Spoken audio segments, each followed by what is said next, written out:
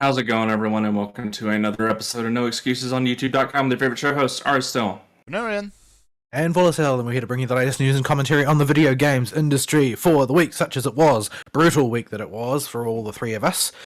But, yeah, if you'd like to get involved with the show, you can do so by sending us email at noexcusesvtw@gmail.com, or you can follow us on the Twitter at noexcusesvtw, or you can join us in our Discord server, where you can find the link in the show description underneath show archive on YouTube. Mills, do it. Okay. And on the stream today, and part of a good chunk of what I've been doing this week, really, because I haven't been doing a whole lot, is Have a Nice Death. I believe this game is still in early access because they're constantly adding more stuff. But essentially, if you really want to boil it down, it's roguelike Hollow Knight. So the whole plot is basically Death, the Grim Reaper himself, got too overworked reaping all the souls, so he set up a company to help him out with it. That means he got stuck behind a desk for Like, a few thousand years. you mean like the one Manuel Calavera worked for? Yeah, kinda. There's a few overlaps, and no doubt if I dig through the game deep enough, I will probably find a Grim Fandango Easter egg. But so that's the whole thing. Is basically Death is sick of the crap. He blows his top, and he just goes start murdering his way through his own workforce to smack them back into line and get them to do their jobs properly. The thing is, everyone's already dead, so killing them doesn't do much. So I'm going to play this game on the stream. This is going to be an absolutely disastrous idea. Why is my controller not working? as you can see. Yeah. Because immediately there's a technical difficulty. There we go. It's because the screen wasn't selected. So I'm not very A special skill. Yeah. I'm not very far into the game. I've gotten through the first major boss. So what essentially you do is you go through a series of floors, and you get to pick which floor you go to. Each floor will have its thing. Either it'll be a collectible or a boss on it. And essentially, once you reach the end of a set of floors, you fight the major boss of that area. And you essentially just rinse and repeat. So I'm just going to play that game. This is basically all I've really done for the week. Well, I've done a few other little bits and pieces. Still watching Devil is a Part-Timer. Finished Season 1 and watched the first episode of Season 2. Honestly, I'm probably more appreciative of the Archangel guy than I should be. Because, let's face it, this is Archangel Neckbeard. Oh, yeah, that one. That one. I don't know what you're talking about because I haven't watched it yet. Yeah. He's this, angel guy, and especially if you watch the dub, he's an absolute cretin. And, in the dub version particularly, he talks like your stereotypical neckbeard to every woman. Every woman, every female character. Blah. I can words. Now, there's two characters that could qualify for this. Are you talking about Lucifer, or are you talking about another one? Lucifer's... yeah. He's a neat neckbeard, but still fits the neckbeard type. He still fits the neckbeard. No, the other one. The blue-haired Archangel guy. Oh, who's that one. The nemesis of that the last arc in the first series. Yeah. He's the typical doff hat milady neckbeard. And but those guys are normally atheists, aren't they? Yeah, I'm not even going to think about that too hard. Wait until you see his fate in Season 2. I've seen it. This is what a diet of 10 burgers a day plus all you can eat KFC does to you. He literally goes on the Super Size Me diet. Yeah. So Season 2 basically picks up immediately where Season 1 led off, except now there's a baby, who is all sorts of sweet and adorable. And it also calls the two characters that hate each other, Mama and Daddy. Yeah. Now they are... And neither of them have any recollection of making this baby. Yep. But they're going to be forced to get along now? Yeah, they were kind of leaning towards getting along at the end of the first season, sort of. Except, the In hero a comedy, normally they'll hit the reset button before the next season on that type of thing. Thankfully, they didn't. Like, the heroine is still a tsundere nutcase, but yeah, that's never going to change. Yeah, she's still insane. Yeah. But frankly, everybody else in this series is as well, except for Satan, who's just a guy most of the time. Yeah, Satan's just your average Joe. Yeah. So, yeah. How did you get a job like that then? Well, he was the Lord of the Demons and all stuff in his world before he came to Earth and decided, I don't know, he just decided to go completely normal.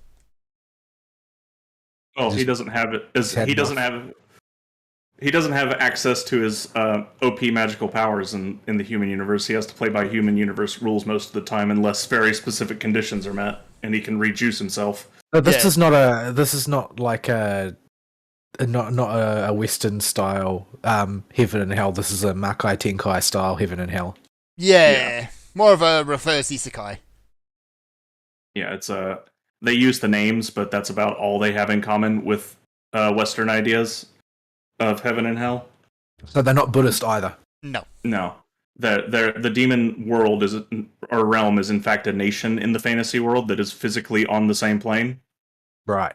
Just like across the ocean or something. Yeah, in the weirdest shaped continent I've ever seen. It's a D-pad. That's what the continent is. It's shaped like a D-pad. Yeah. I did not pay that much attention to the shape of the continent when I was watching. Like tectonics get effed. Yeah, pretty much. See, it's still a fun time.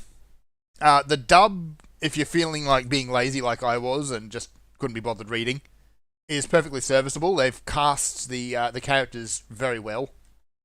I think Mao's actor does a really good job in the dub. Yeah, season 2 he seems to have toned down a bit. He's a lot more mature sounding, I guess. Well, they also kept all the same actors for the dub in season 2, I noticed. Yeah. But it's been over a decade. Yeah, so everyone sounds a bit different. So, in addition to just the natural progression of aged voices, they have to remember how the heck to play those characters. Yeah. And it seems like it's taken them a bit. Yeah. Well, the thing is that dub artists tend to voice more characters in English than in Japanese because the number of them available is so much smaller. Yeah. Like you go through any pick 10 anime and I can guarantee you'll see the same voice actors in just about all of them. And Yeah, but you'll only see some in the case of Japanese ones. Although it's always fun to look at which ones do overlap in the Japanese because it's not like in the English all of them overlap categorically. Yeah. There's not really much room, but it's always fun to look at the Japanese ones. Like I saw today that the voice actor for Kazuma from Konosuba is the same as the voice actor for Gabiru from Slime Time. That actually makes an awful lot of sense. So, yeah, it's still a good time. I recommend Devil as a Part-Timer because it is doofy and fun, but it also has its occasional action moments and heartwarming moments. Yeah. On a theme, since I can't talk about Devil as a Part-Timer having not seen it yet, did either of you ever watch Gabriel Dropout? No, I think it was on the list at one point. I started it and got distracted, I think. It's very much lighter, more pointless type of humor by comparison. It's like there's not really any through line being attempted there, but it's a similar type of thing, except it's the various angels and demons basically doing a exchange year in the mortal world to learn to do whatever their job is, and Gabrielle is basically she's a model student in heaven, but she gets addicted to video when she comes to the human world and basically becomes a useless otaku. Oh, that's always healthy. As you do. And so, but her neighbor Satanya is really quite bad at being a demon, and is basically ends up being the moral compass for Gabriel. The moral compass to an archangel. Yeah, because she's really crappy at being a demon. She's just a demon by birth, really. Actually, I don't know. I don't think Satania was. No, Satania's a different character. Satania's also terrible at being a demon, but for a different reason. In that she seems to think that all that is necessary is for you to be able to talk the talk. But she's scared of frogs. Right. And the character who is the best at being evil is probably Raphael, who is a not very well concealed sadist who likes to make other people uncomfortable. Right. But yeah, it's a very goofy, cute girls doing cute things style comedy with a different theming to it. But I found it quite entertaining, although I don't know how good it actually is because I had usually been drinking quite heavily by the time I remembered it was time to watch. So there's a lot of things that become quite a bit funnier than they might be otherwise after a few drinks. But I do remember thinking that it was a relatively entertaining comedy, but I haven't gone back and rewatched it. All right. Yeah, it's I remember watching a couple episodes back when it Evoked had set up, and I got distracted by something. I don't think I meant to drop it. I just got distracted. Well, it's not going to break any new ground, but I think it's a solid execution of formula. All right. As far as other stuff I've done this week, I've finished my first playthrough of Digimon Survive. I did the... How many kids died? Just a number. Probably about 80%. 80% plus a Leomon. No, Leomon did not die. Or didn't make an appearance. What? There will be a You clearly Leomon did the in one of playthrough wrong. I surely did. There's a side quest somewhere, or there is a route where Leomon will die. I guarantee it. Yeah, it's kind of how he do. Yeah, it's obligatory at this point. But yeah, I did the harmonious route on the first playthrough, which means the good ending was not an option right from the get-go. I really, really hate when games do that. Like, I know that some people think it's cool that the true ending only be available on subsequent attempts, but I really, really don't like it. I just don't have the sort of time to keep doing replays of games. I wish I did. I really do. But I don't. So just let me use a guide and get the ending that I want to get. Because I can only afford to play it once. Even for games like this, which drastically change on subsequent playthroughs, it's like, I still just want to get the good ending. Yeah, I remember I got the lore ending for Devil Survivor, and I kind of regretted it in the end because while I was fine with the lore ending, it turns out that because I got the overclocked version of the game, not the base version of the game, the expansion pack that's tacked on the end, like the fest portion, where you basically have to go and do the hard yards of setting the world aright after you've decided the particular ethical structure it's going to take. That one apparently is like dramatically harder than the others. The final boss is just murderously difficult. Oh, is that the one where you gotta fight Kane at the end?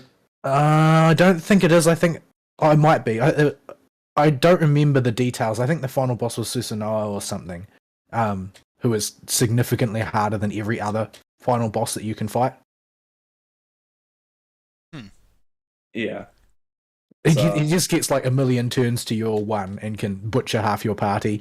Basically, you have to dogpile him and murder him. You have to have enough power to do that because if you actually fight him, you will lose. Oh, one of those. Yep. Yeah. The only fight I remember from the original Overclocked was the Kane fight where he turn limited you and limited your movement. And you had to find a way to burn through this mess of high-powered demons and him before time ran out. And it was just the biggest pain in the butt. Yeah, I think the route I did is only accessible if you do a Mane's route in the base game, and it will progress onto this route. And there's not any special reason why, it's just the way they tuned the boss was dramatically harder than all of the other routes by accident. So I ended up having to bash my face against that for ages before I got it going. Yeah. At least you got one of the two passable law endings in the SMT franchise. Yeah, normally they're deeply horrific instead of only mildly horrific, like the law ending Devil Survivor. Like, It's sort of a bit arguable, like from a modernist point of view, the lore ending is incredibly horrific because basically it's like Minority Report. Anytime somebody reaches a sort of mental point where they're going to commit a great sin, the demons will descend out of the ether and obliterate that person before they can do it.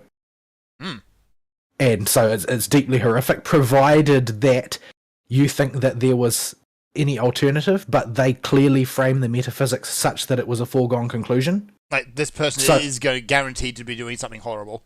Yeah, the only argument against it would be to argue against the metaphysics that they believe the world operates on, and there's not really any clear evidence that there's a strong argument to be made, having progressed down that route. So if you accept the premise, then their actions legitimately adjust, whereas normally the way it's portrayed is that, oh, well, you're just following a person's justice, you're not following, like, cosmic justice. But they establish in this route pretty clearly that, well, actually, whether or not you think it's fair, whether or not you think it's freedom, this is actually cosmic justice. They establish that it's a legitimate cosmic justice. It depends on whether you think that it is right that people submit to it or not. So it's a lore ending in an SMT game that you can actually make a metaphysical argument for. Yeah. Whereas normally it's just like, oh, and we're going to put this sort of like omnipotent power in charge, and he's going to decide who is good and who is evil and then kill all the evil ones. That's normally the way that it goes. Yeah. Or World of Silence, where the entire world is forced to be functionally automatons and losing all their free will. Yeah.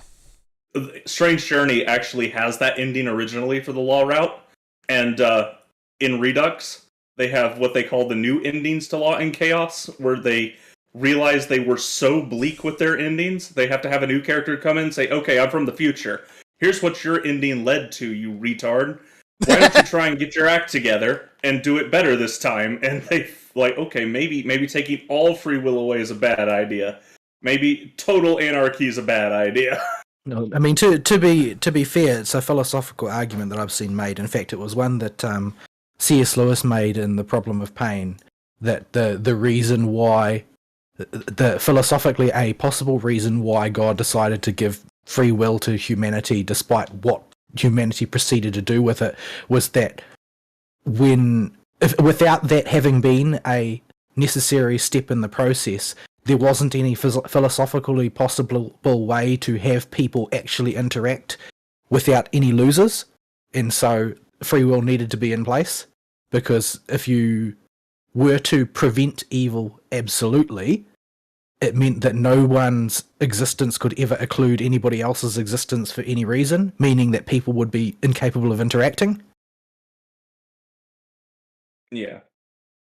So, those are the only two SMT games where they actually go out of their way to have a law ending that isn't the bleakest of bleak. Yeah, I don't really know why they always make the law ending the bleakest one, because to me it seems like the good and evil endings under their metaphysical system should be worse, because the good ending should be completely suffocating if they were making it play by the same rules that the law ending has to, because the law ending has to play by these suffocating rules where everything is rigidly prescribed, but the good ending is always just sort of like this weirdly like just feelings based good. Yeah, it's usually, if you think about it too long, all you're doing is kicking the can down the road in most good or neutral endings. It's usually not good, it's usually just sentimental. Which is not really, yeah. And ultimately, there's not usually a philosophical difference that's clearly presented between the evil and chaos endings either. Because the evil ending becomes might makes right, and the chaos ending also becomes might makes right. Yeah, there's a bit too much overlap there usually. It's just, yeah. Why have two separate endings like that? Alright, where were we? Alright. You're weak. Digimon Survive. Yeah, tangents happen. Right, Digimon. Yeah. So yeah, the harmonious ending is basically like everyone who survived gets home and everything is mostly fine as long as you don't think that about it. Is this like the green ending in Mass Effect? I mean, there is an impending global civil war in the brewing, so don't make of that as what you will. As it do. As it do. I remember Max used to call the green ending in Mass Effect 3 the smoke weed every day ending. So, boss room, mini boss room. There we go. So yeah, it's not a happy ending. It's bittersweet, I guess. Everyone gets home at least, and they've still got their Digimon with them, and stuff happens. But there's a lot of corpses left behind. Bit corpsey. Everything's a bit corpsey. So we get the Doopa Loopa finale. Yeah, our protagonist and his closest buddies make it home, but everybody else is, in a freezer, dead. Yeah, and them's dead. So yeah, I'm not sure what the other two endings end up being, the wrath or the moral ending.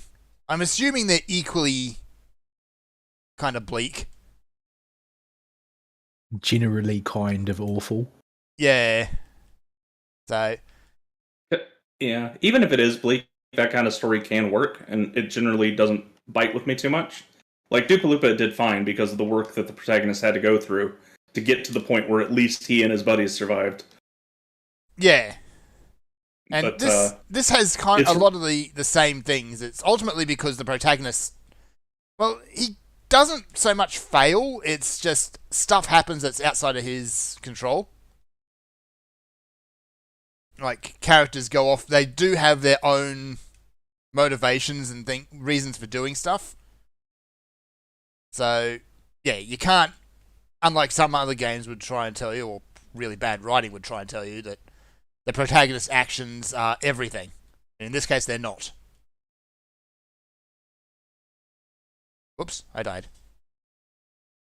So yeah, I was actually very satisfied with that ending. It wasn't a happy ending, and I suspect you only get the happy ending if you go the truthful route, which might give you a more traditional Digimon story. So do you have to clear all the endings before you get the true ending? No, I believe you only need to do one. Okay, well that's a blessing at least. Yeah. So I'm playing through... Started the second playthrough, I'm only a little ways in, and I'm going through the wrathful options this time for Agumon's Digi-Evolutions, or Evolutions in this case. Problem is a lot of the wrathful options that you choose make your character seem like an idiot. Like, the mercy... the harmony or the moral options are usually reasonable, and then the wrathful options is let's just charge in face first. What could possibly go wrong?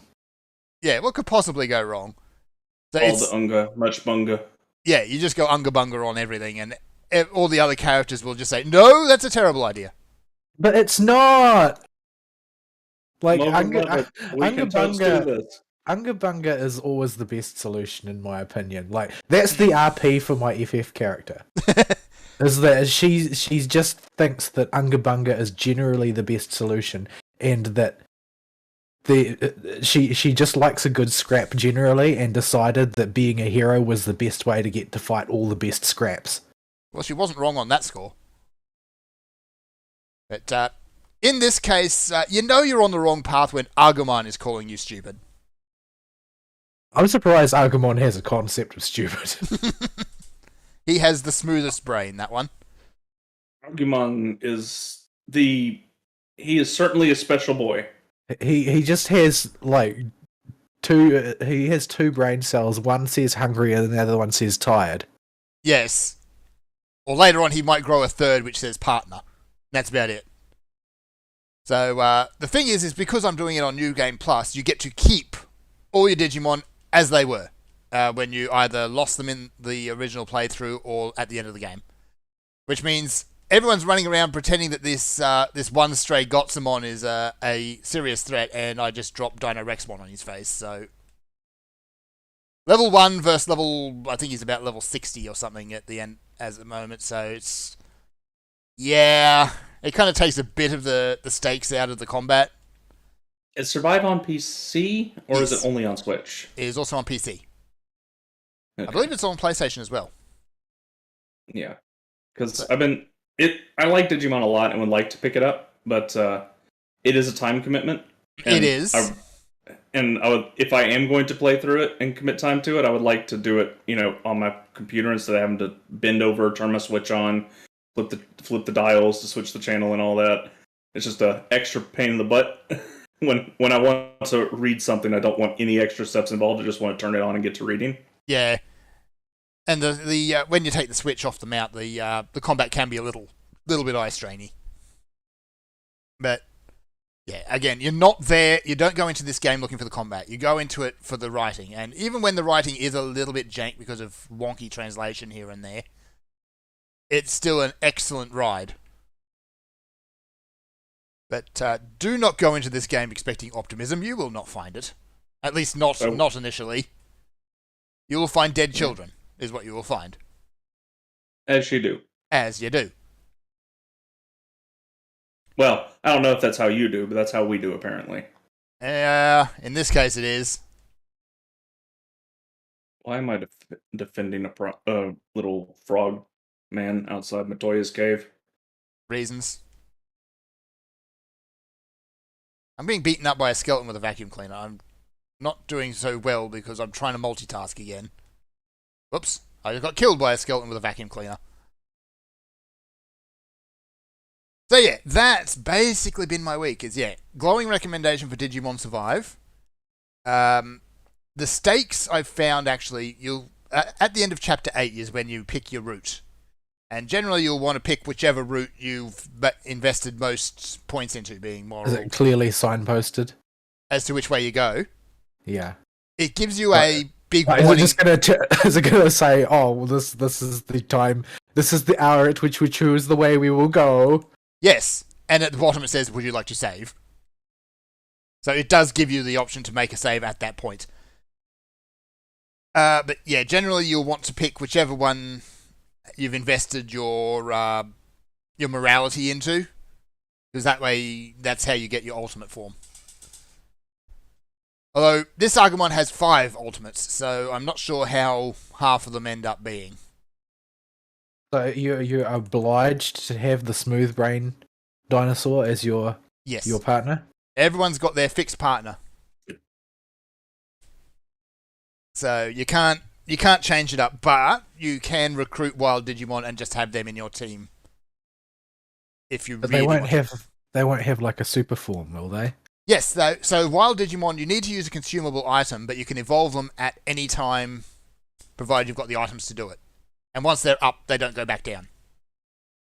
Right. So they permanently digivolve into their next stage and just stay there? And they just stay there, yeah.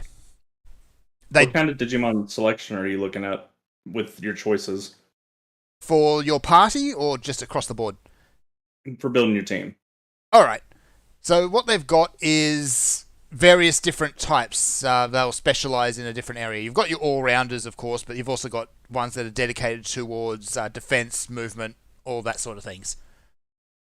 Usually you can pick them at a glance, like Birdramon is movement, for example. Generally, birds are movement. The catch is in some cases, they will change what specialty they're in when they evolve. Yeah, like Garudamon is almost certainly would be an attack type instead of a movement type. I'll have to check. If we're following obvious visual designs, Yeah. it's a kung fu fisticuff bird Yes. with Native American dressings. Yeah. Like, I think Renamon goes from an all-rounder to a special attacker when it goes to Sakuyamon. It should probably hit that from Cubimon, honestly. Yeah, I know. I'm not sure what point it exactly hits it, but yeah. Yeah, she kind of abandons fisticuffs as soon as she loses her fists. Yeah. It doesn't have much choice, really. One of the gripes I do have, though, is aside from their rookie forms, you can find duplicates of your partner's Digimon out in the field. So, it kind of takes a little bit away from making the partner's evolutions feel special when, let's say, you've worked through the game to get War Greymon, and then suddenly there he is on the other side of the field. It kind of takes that away. Just makes it feel a bit eh. Can you recruit it? Yes. So you can basically get like your OP final form way earlier in the game if you just grind it out. Thankfully, no. You'll only encounter them at the correct period of the game. You won't find ultimates until typically, or megas, I should say, at least, until Agumon gets his mega. But you said you just evolved them with an item. Yeah, you won't find the evolution item to do that either. Right. So they are still paced, at least on the first playthrough. Is War Greymon also busted in this game? I haven't used him, so probably.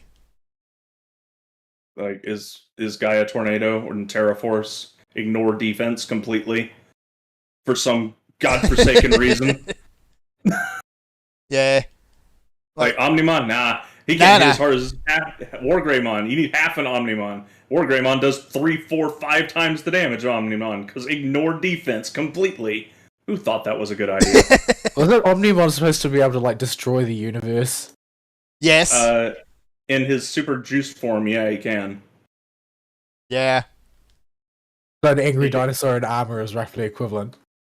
An angry dinosaur in armor is half of an Omnimon. It normally takes a Metal Garurumon and a War Greymon to make an Omnimon. But no. In the games, War Greymon by himself is better than Omnimon. Which actually raises an interesting question. Your Wrath evolution, it will cap at Machinedramon. Who is Machinedramon's a Mega. Yeah. Yeah. He was one of the Dark Masters in the original series. Yeah. Or in, I think, Digimon Adventure, he's just some sort of force of nature. Depending on who's writing it, Machinedramon could be basically anywhere on the power spectrum. Yeah. He's a Mega. He's a Mega. Hang on, I dropped crap on the floor. So, yeah. Don't think about it because not the final boss, but the antagonist of the Harmonious Roost is also a Mega, but he's ridiculously powerful above all reason. Once you hit Mega, it seems like scaling just becomes more of a suggestion than anything else. Well, you don't have the traditional power jumps after that. Some mode changes are implied to be as though they were a whole tier of power above what you're at. Yeah, like Super Mega is a thing. But for the most part, it just stops at Mega, and then it's just that individual Digimon's power and how strong it's gotten. They can't cheat their way up the power scale anymore. Yeah. Unless they get a mode change. And a lot of them do. We're looking at Imperial Dramon. Yes. Who I believe is also in this game. Is Dragon mode or is Paladin mode? Not sure. Or is Fighter mode? He has like 3 mode changes. He's got 3 different mode changes. It's probably just whatever his base mode is. That's Dragon mode. That'd be Dragon mode. Myotismon is actually playable as well. Well, he's only an Ultimate. He is only in the Ultimate, but he was also like the bad guy, or one of the bad guys of the first series. Well, he's not. It's not just that he's the bad guy. He's sort of like the morally bad guy. Like, he wasn't bad because he was bad. He was bad because he knew what he was doing was bad, and he enjoyed being bad. So he decided to do things that were like morally repugnant. Yeah. Like, if you're like the devil Digimon, you don't really have much choice but to be bad. Yeah. You're basically constitutionally incapable of thinking things other than bad thoughts. But everything that Myotismon does on screen is like done with malice aforethought. He's just kind of cartoonishly evil a lot of the time too. Well, it's not like a cartoonishly evil would flatten him. He chooses to be cruel out of an enjoyment of being cruel. Yes, he's not. Whereas, like the more conventional cartoon villain doesn't do cruelty because he enjoys cruelty. He does cruelty because he's the evil guy, and that's what he does in order to make sure he's the evil guy. Yeah. Why is just Yeah. he's just a humongous cock because Like, he wants everybody around him to suffer. He didn't have to go around drinking women's blood once he got to the real world. He was still a Digimon. He just chose to do it. Oh. There's zero benefit to him for that. He's a digital life form. Yeah, he just does it for giggles. And he goes out of his way to mention that he just does it because he thinks it's fun. Yeah. And yeah, he's a teammate. And then there's the whole like, oh well, he abuses Gatomon just because. There is also that. Poor Gatomon. And kills her best friend. Yeah. For realsies, because he died in the real world. But it's okay, because he becomes a literal ghost later in Adventure 2. Because nothing makes sense in Adventure 2. Yeah, don't think about it, just accept. So yeah, this is probably going to be the last week I'll be talking about Digimon Survive for a while, because now that I've been through it once, I'm going to keep chipping away at it and get the true end, but I'm going to go probably at a slower pace. Because I want to make sure I actually get the true end. I'm sure there's a guide out there if you just want to ensure it. Whenever I get to that point in the game, I'm on the second playthrough, and the second playthrough is mandated, that's when the guide comes out, if one wasn't already out. Yeah, I'll look for a guide when I really get going on it, but either that or just save scum. Oh, it's a VN, you always save scum. Yeah. I never got a lot of the endings in Death End Request because they made it too hard. Mm-hmm. Like I gather something. One of the plot lines that I never saw anything of really was that one of the guy who spends the game in the real world as opposed to the digital world as the sort of like the controller guy. Like I don't know. Basically communicating with those that are stuck in the game, what's going on in the real world, and his attempts to find a way to get them out. That guy, apparently one of his co-workers turns out like she's some kind of archangel or something, but was constrained from doing anything about the situation, and apparently she's got this entire subplot where she falls in love with the main character or whatever and all this stuff. I never saw any of this crap. Yeah. It's not. I don't mind having multiple endings for games, but when they make the method for getting an ending completely arbitrary. Yeah, I'm not really clear on exactly how you're supposed to actually branch the endings. Like, I just proceeded through to what was like the most normal seeming canonical ending that wasn't a bad end. Because you're actually obliged to get the bad ending at least once, I think it was. Because that sort of situation. Well, it's part of the plot. Yep. It's part of the plot that you're actually not the first attempt to resolve this situation. Okay. It's a scenario similar to in Fate Extella, where basically one of the roots will figure out that they're completely boned, and then send all of the acquired cheat codes that they can get their hands on back in time to another attempt, and then these keep stacking until enough failed attempts have realised what's actually going on to give one of them enough power to actually resolve the situation. Mm-hmm. But that's the way it works out. But because the story is already so convoluted in that fashion, the way you actually end up on a different story track is really unclear to me. Alright. I'll leave my week at that. The only other thing I could probably note is I watched the first 5 minutes of the new Lord of the Rings. Why? No hate watching. No hate watching. No hate watching. Do not hate Only disregarding is appropriate. Yeah. It's because my mother wanted to watch it, so... I Why? Reasons. She is a big Lord of the Rings fan. There's reason not to watch it, not that reason to watch it. Exactly. It's a show that's designed for people who don't give a toss about Lord of the Rings.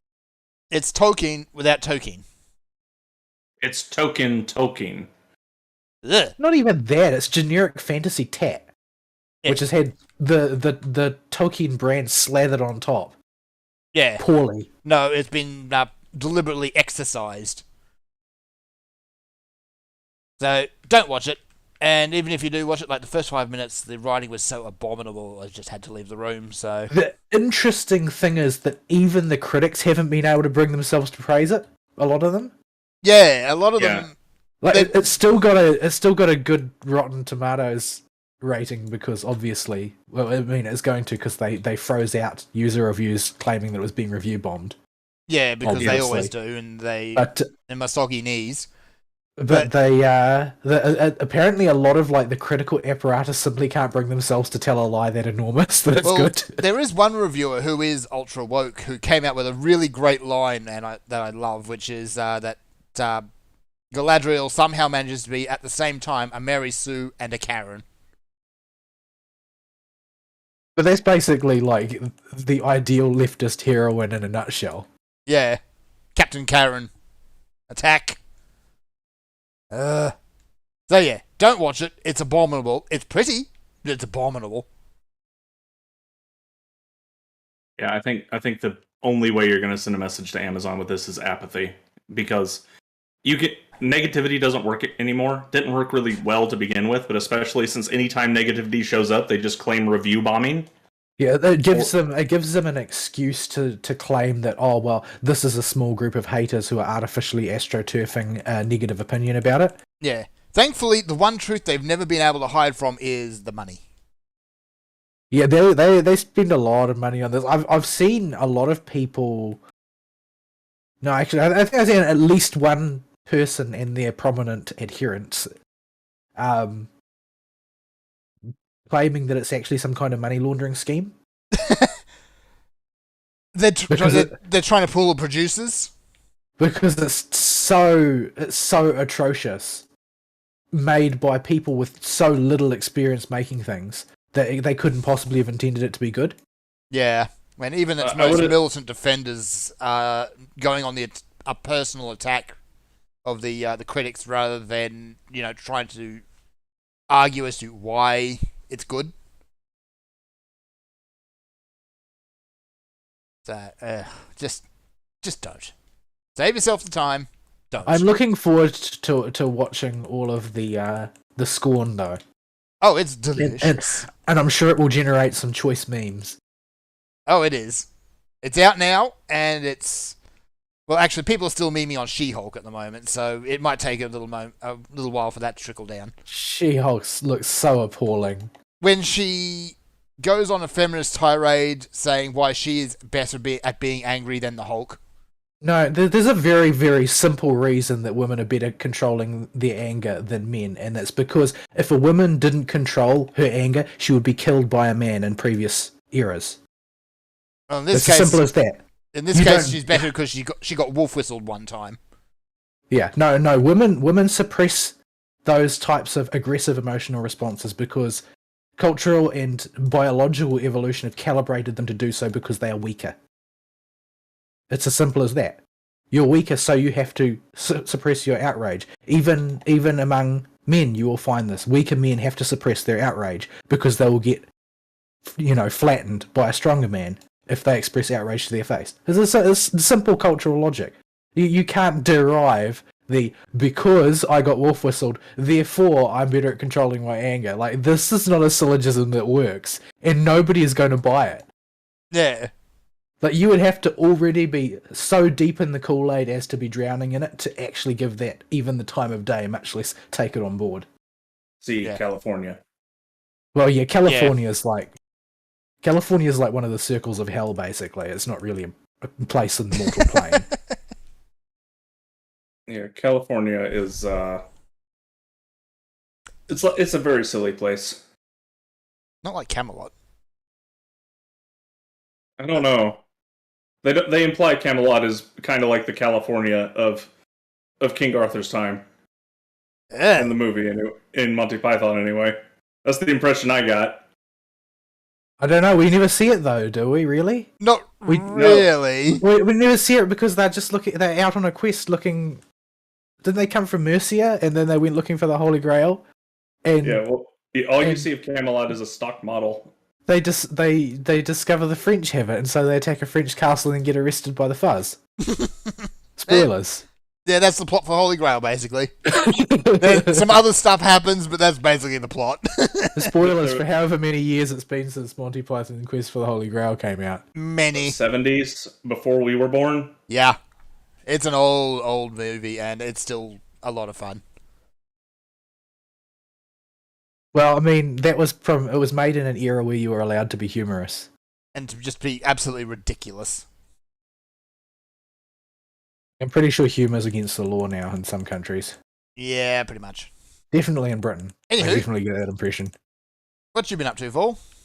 Currently fighting a large Marlboro. Don't do that. They're stinky. They very much are. I'm probably going to lose this as a result.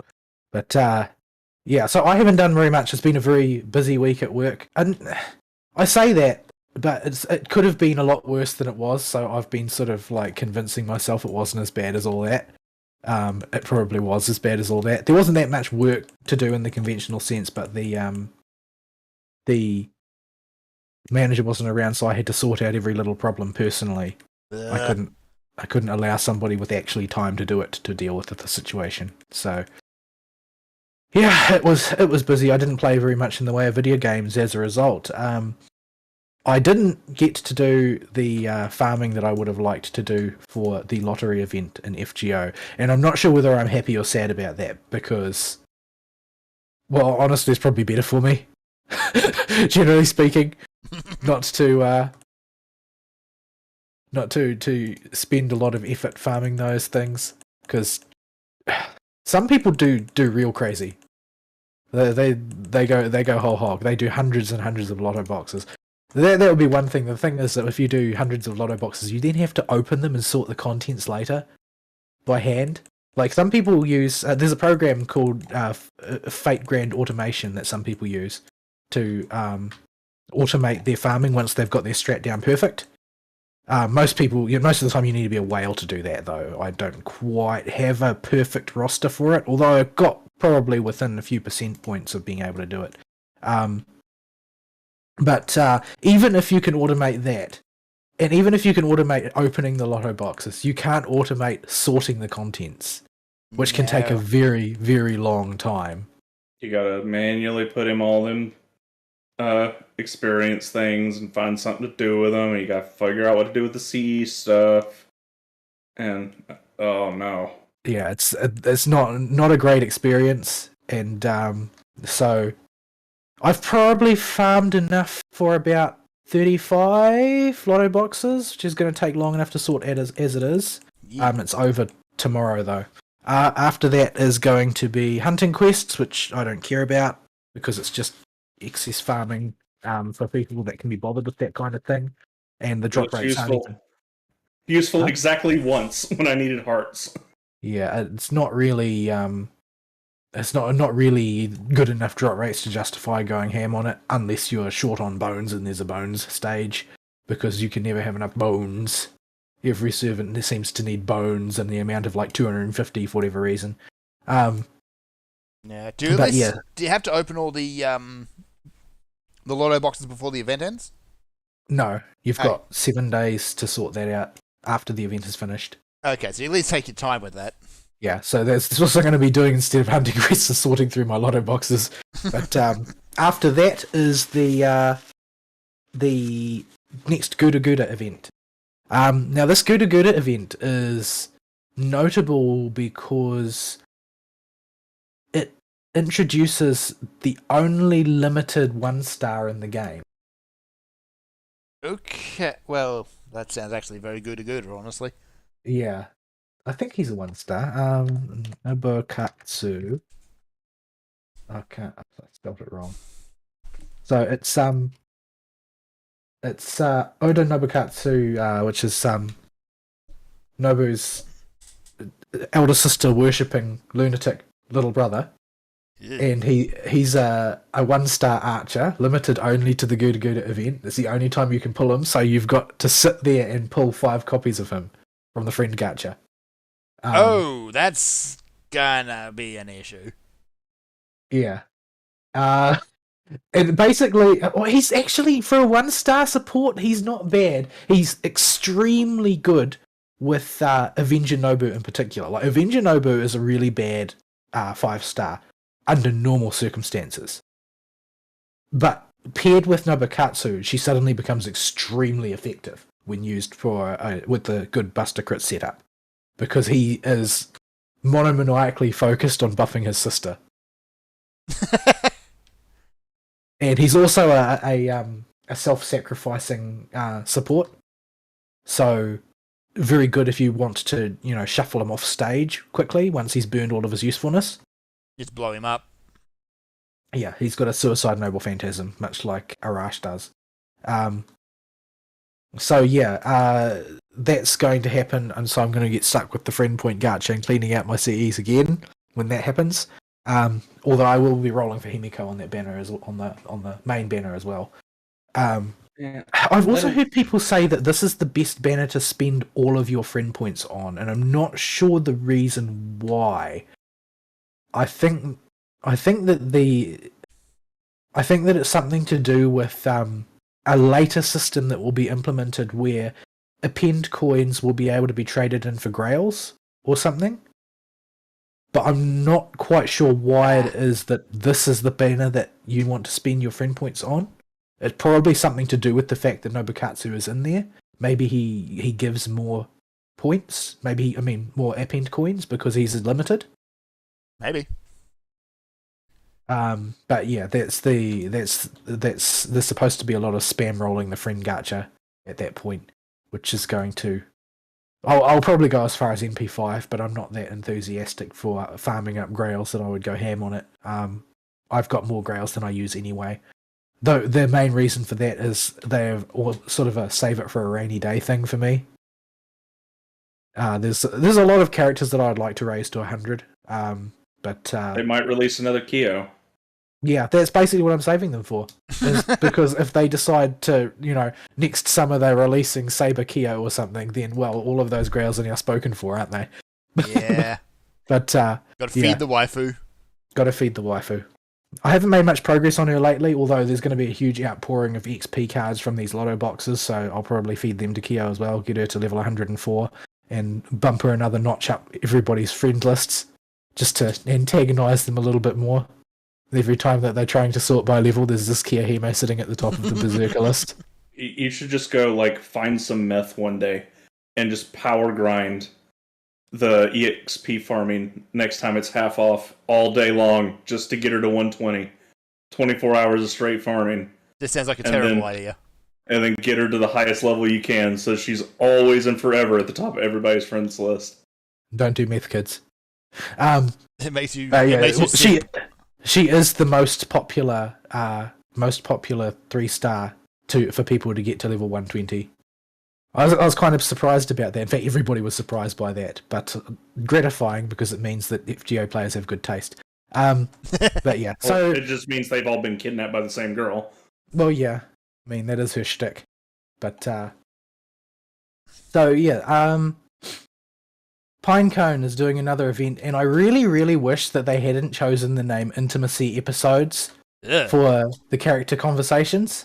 That sounds a bit... Because the key characters in this event are Little Lyrical, who the eldest of them is 9 years old. Oh no!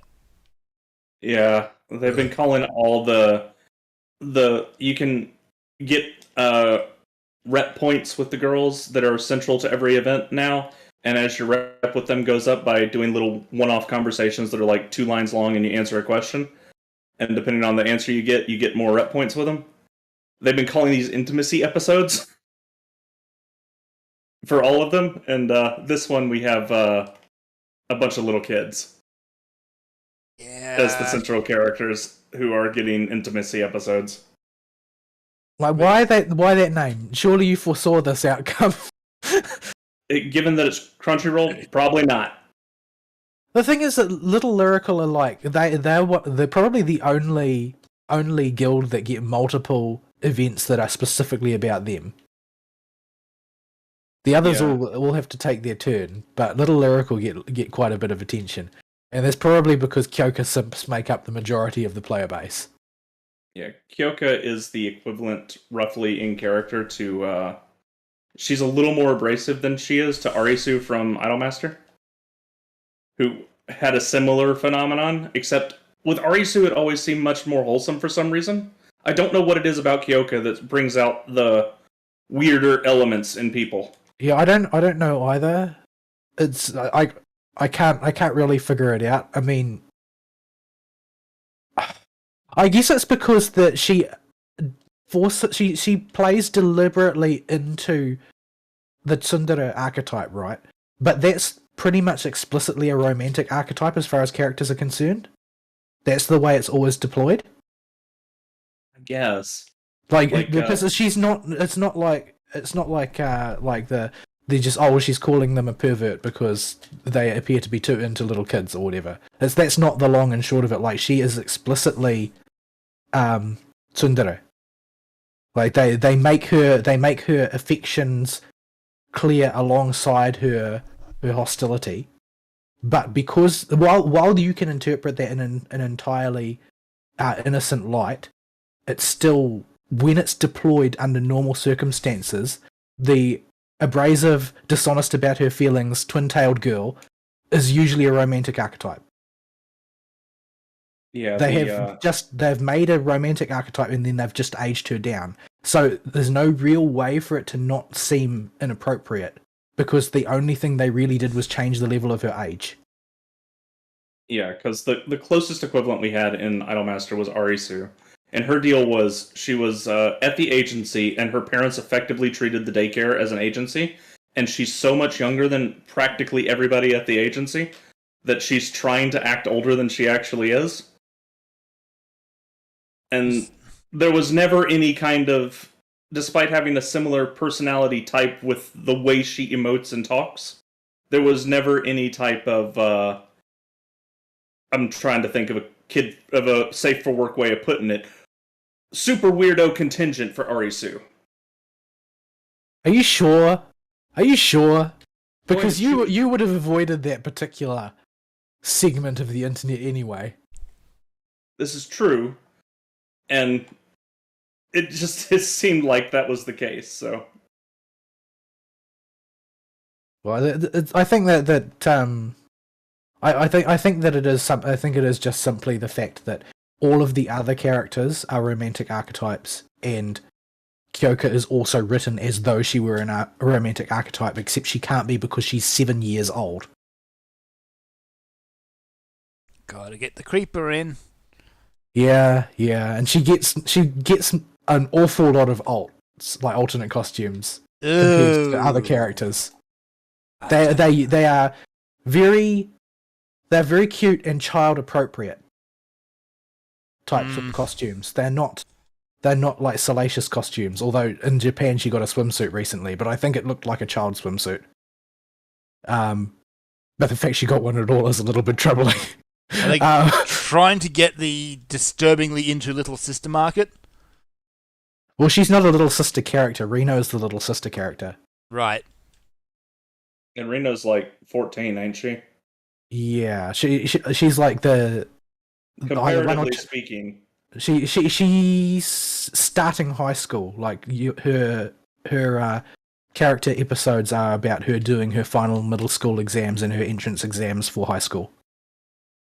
So she's either 15 or 16. So there could be somebody who is a teenager playing the game where that would be the appropriate age demographic. Yeah, she plays into the little sister archetype. She's the reflection of Shizuru, who is like 1 or 2 years older than the main character, and thinks she plays into the older sister archetype anyway. But she does. She's just creepy and weird, and she's amazing. She's creepy and weird, but she really seems to have no concept of the fact that she's acting creepy and weird as well.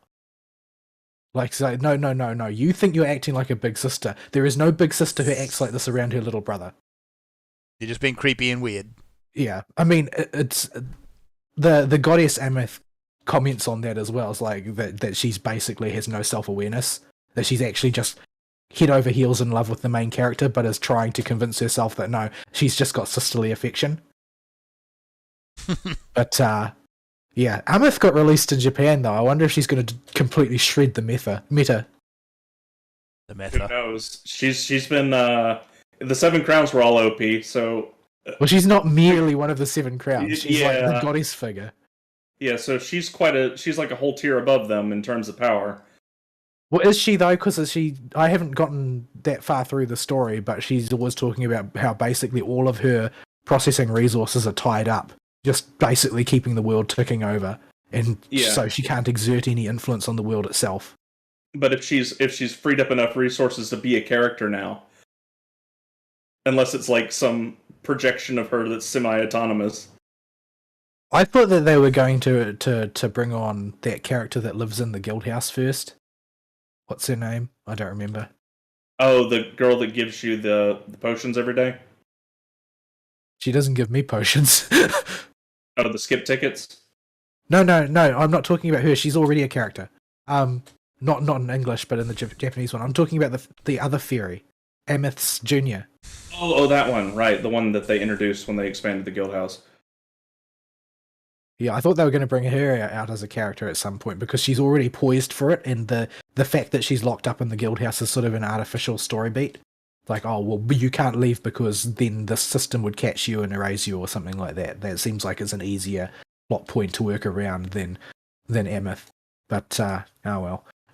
So the new little lyrical event is out. I haven't watched the story yet.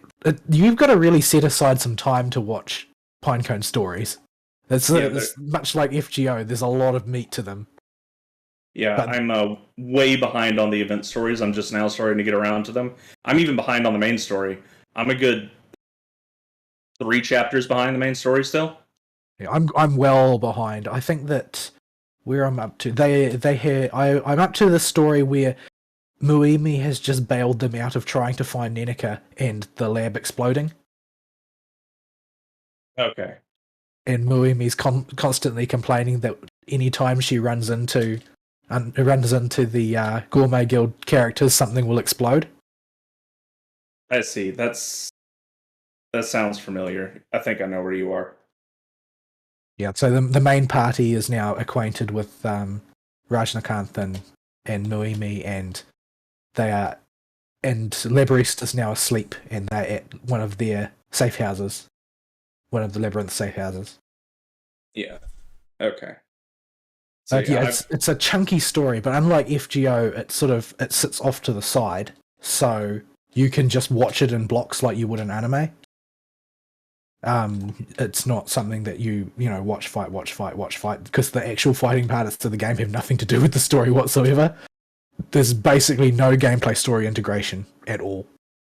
Yeah, it's I've been behind the stories since the game came out, and have been steadily behind because you need a good solid 2-hour chunk to watch every event story that comes out at least, and then you need a good solid 2 to 3 hour chunk to watch every main story chapter that comes out. And heaven forbid you should unlock a character, because there's power behind those. Yeah, there's quite a few if you want to sit down and watch the character stories. I've only watched a few characters, the characters that I really like. And maybe I'd like some more of the characters if I actually got around to sitting down and watching their stories. But that's a lot of time. Yeah, I was online last night and I was like, oh, I'm sort of interested in what the character stories are like for some of the characters that I know I'm never going to pull for. So I wonder how long it would take to watch the character story for Chloe.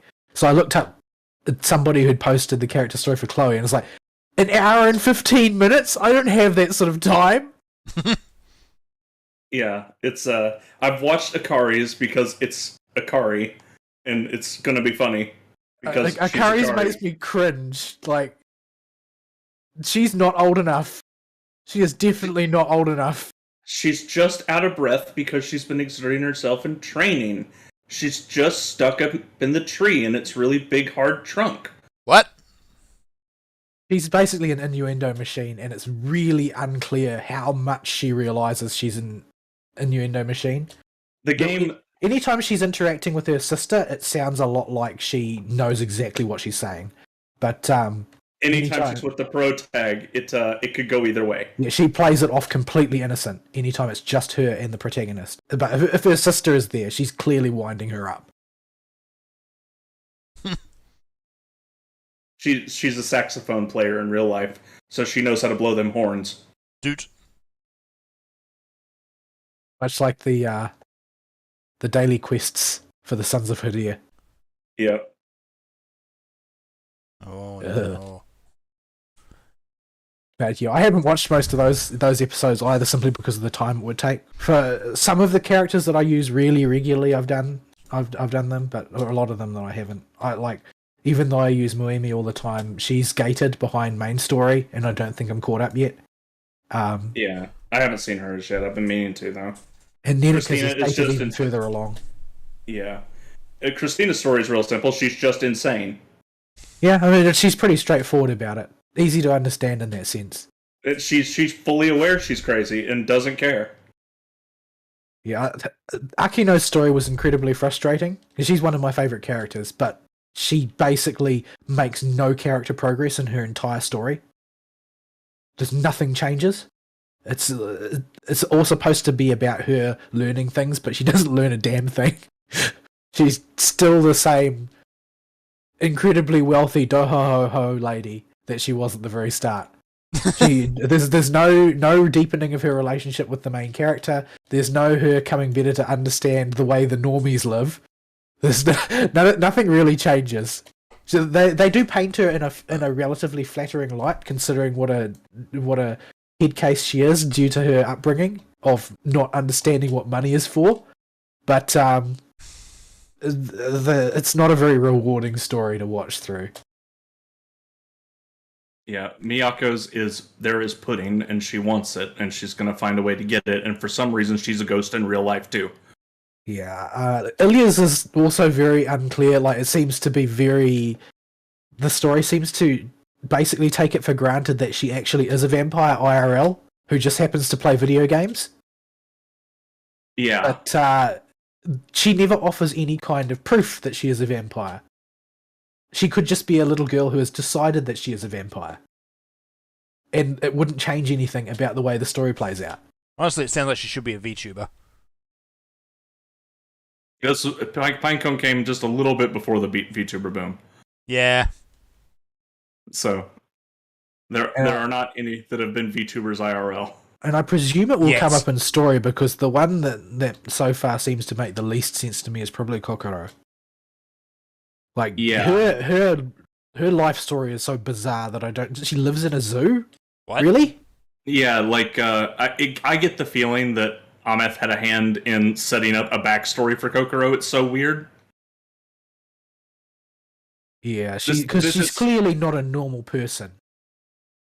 Yeah, like she doesn't act like a normal person either in the way she talks to Mr. Knight.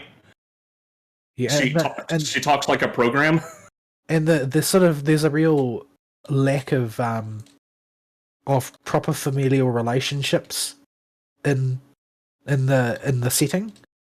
Like, parents and siblings are always off screen, or something like that usually.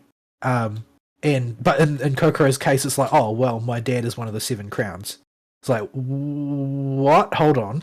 This is actually an aberration, and not just because your dad is one of the Seven Crowns. The fact that your dad is a character at all is a major aberration. And it wouldn't be the first time a character had help from Ameth with a backstory, because even though she's a crossover character, Ameth basically tells you during Arisa's story, this girl technically doesn't exist, so I just had to kind of make this up. And we're just going to roll with it. I see. There's a significant section like that in Tyria's story in Art and Alico 3, where she just says, you know what, I'm just going to come up with a total bullshit scenario here, but you can treat it as a backstory if you like. And it's clearly based on her actual backstory, but she's presenting it as a separate narrative. But it's that story is surprisingly complex. I don't know whether it will pay off well in the end. Maybe it will. You seem to have good things to say about the Shadowverse stories, but they both came out, started releasing around the same time, Redive and Shadowverse, and it did take Shadowverse a bit to find its feet, and it took Pinecone even a little bit to find its feet. But once they get rolling, Shadowverse really kept rolling and got really good. I'm hoping Pinecone will do the same. Well, Pinecone already had Pinecone 1, basically. That was a colossal failure and flopped. Yeah. So, but that was basically their first take on the story, and I'm going to have to read up on what actually happened one of these days.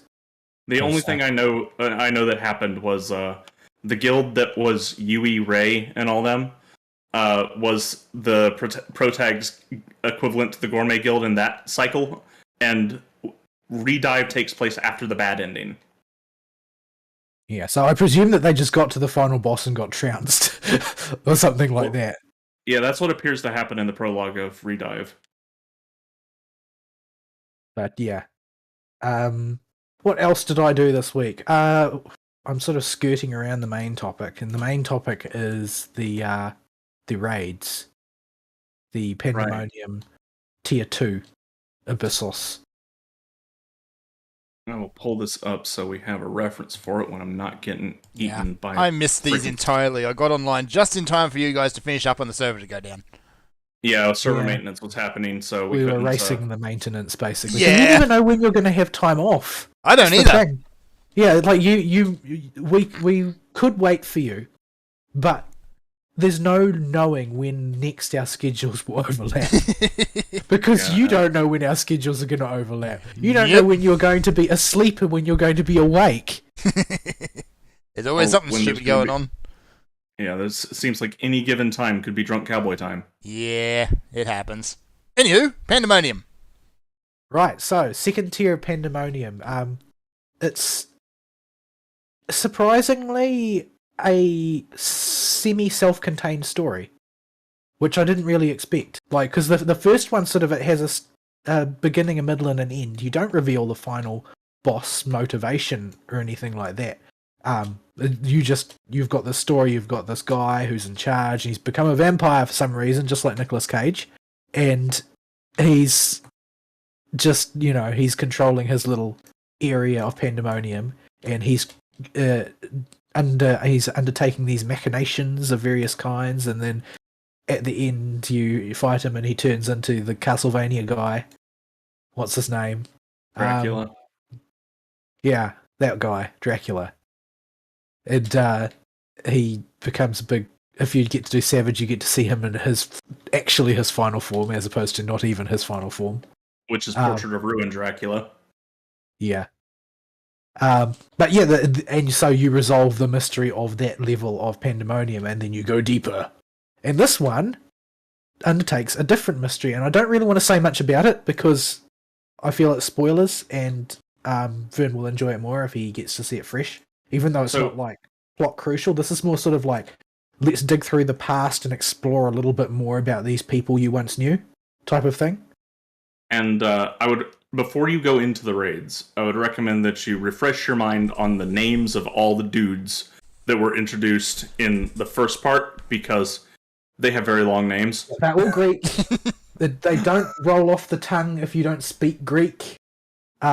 In fact, they would be easier for me to read if they were written in Greek, because Greek to Roman transliteration is really rough. You end up with a lot of extra vowels you don't expect and that sort of thing, and it's hard to pronounce them because for each different sound a vowel has in Greek, they basically just have different letters. Whereas, we use the same letter for a whole bunch of different sounds depending on where did this word come from Latin? Did this word come from Greek? Did this word come from French? And wherever you derive it from, English is ultimately a Germanic language. But wherever you derived it from, that's the particular pronunciation you use, which is why people hate learning English. Because the rules depend on the etymology, they don't depend on the base grammar. Mm-hmm. English is just an absolute mess. Yeah. But these are all Greek names that have been transliterated into Roman letters. So expect lots of syllables and lots of vowels for a lot of the characters. You will find yourself abbreviating many of the names. Like the guy whose name starts with Eric is just Eric. But Eric Themolidius. No, it's just Eric. I think it's just Eric Thanos. But yeah, there's no need to go whole hog on that. But yeah, so it's a set of 4 bosses as per normal, and I feel like they got a relatively good sort of spread here. So we'll start with the first boss, Swole Carbuncle. So this is following in line with the previous theme that they set up, where you've got a Pandemonium playing host to various creatures that their actual versions, much like the ones you meet when you visit the like, what do they call it? The World Unsundered. Yeah. When you visit the World Unsundered, you'll encounter various monsters, and they are like, oh, well, these are the prototypes we're experimenting on with creation magic to release into the. This is all Endwalker spoilers, by the way, but you should have figured that out by now. These are all the prototypes of the creatures that you encounter on the regular in the source. So they're continuing with this, like how you fought Phoenix last time, the prototype, the much angrier, hostile-looking prototype of the Phoenix that you encounter in various forms later, and under the forms of like Louisoix and Suzaku and so on. Although Suzaku wasn't a true Phoenix, it's sort of made unclear whether or not she actually becomes a Phoenix when she reaches a certain level of power, because she gets all the same powers a Phoenix does. Yeah, but, looks like a Phoenix, quacks like a Phoenix, not a Phoenix apparently. Except she quacks a lot more like a grieved Kirihime than a Phoenix, to be honest. And she hits like a truck with her tank buster. Yeah, that is her job. She was the most martial of the four. But in this one, you meet the prototype version of everybody's favourite stuffed animal, Carbuncle. So yeah, you know, Swole little Carby. cute cat rabbit thing. He's swole. Why He's swole? been hitting the gym. He's been lifting. But why though? He's been taking some illegal supplements too, because he is swole. So this fight. I will spoiler a picture inside of live show chat. Fern may or may not want to look at it. He may be too curious not to, or he may just want to save the reveal. I think I'll save the reveal, so I'm not going to look. Yeah. So there's a spoilered picture in live show chat of Swole Carbuncle. Ooh, I like this. But yeah, so I liked this fight a lot. It's the first fight, so it's always going to be sort of lower pitched in difficulty. But I feel like it was a really good lower pitched in difficulty.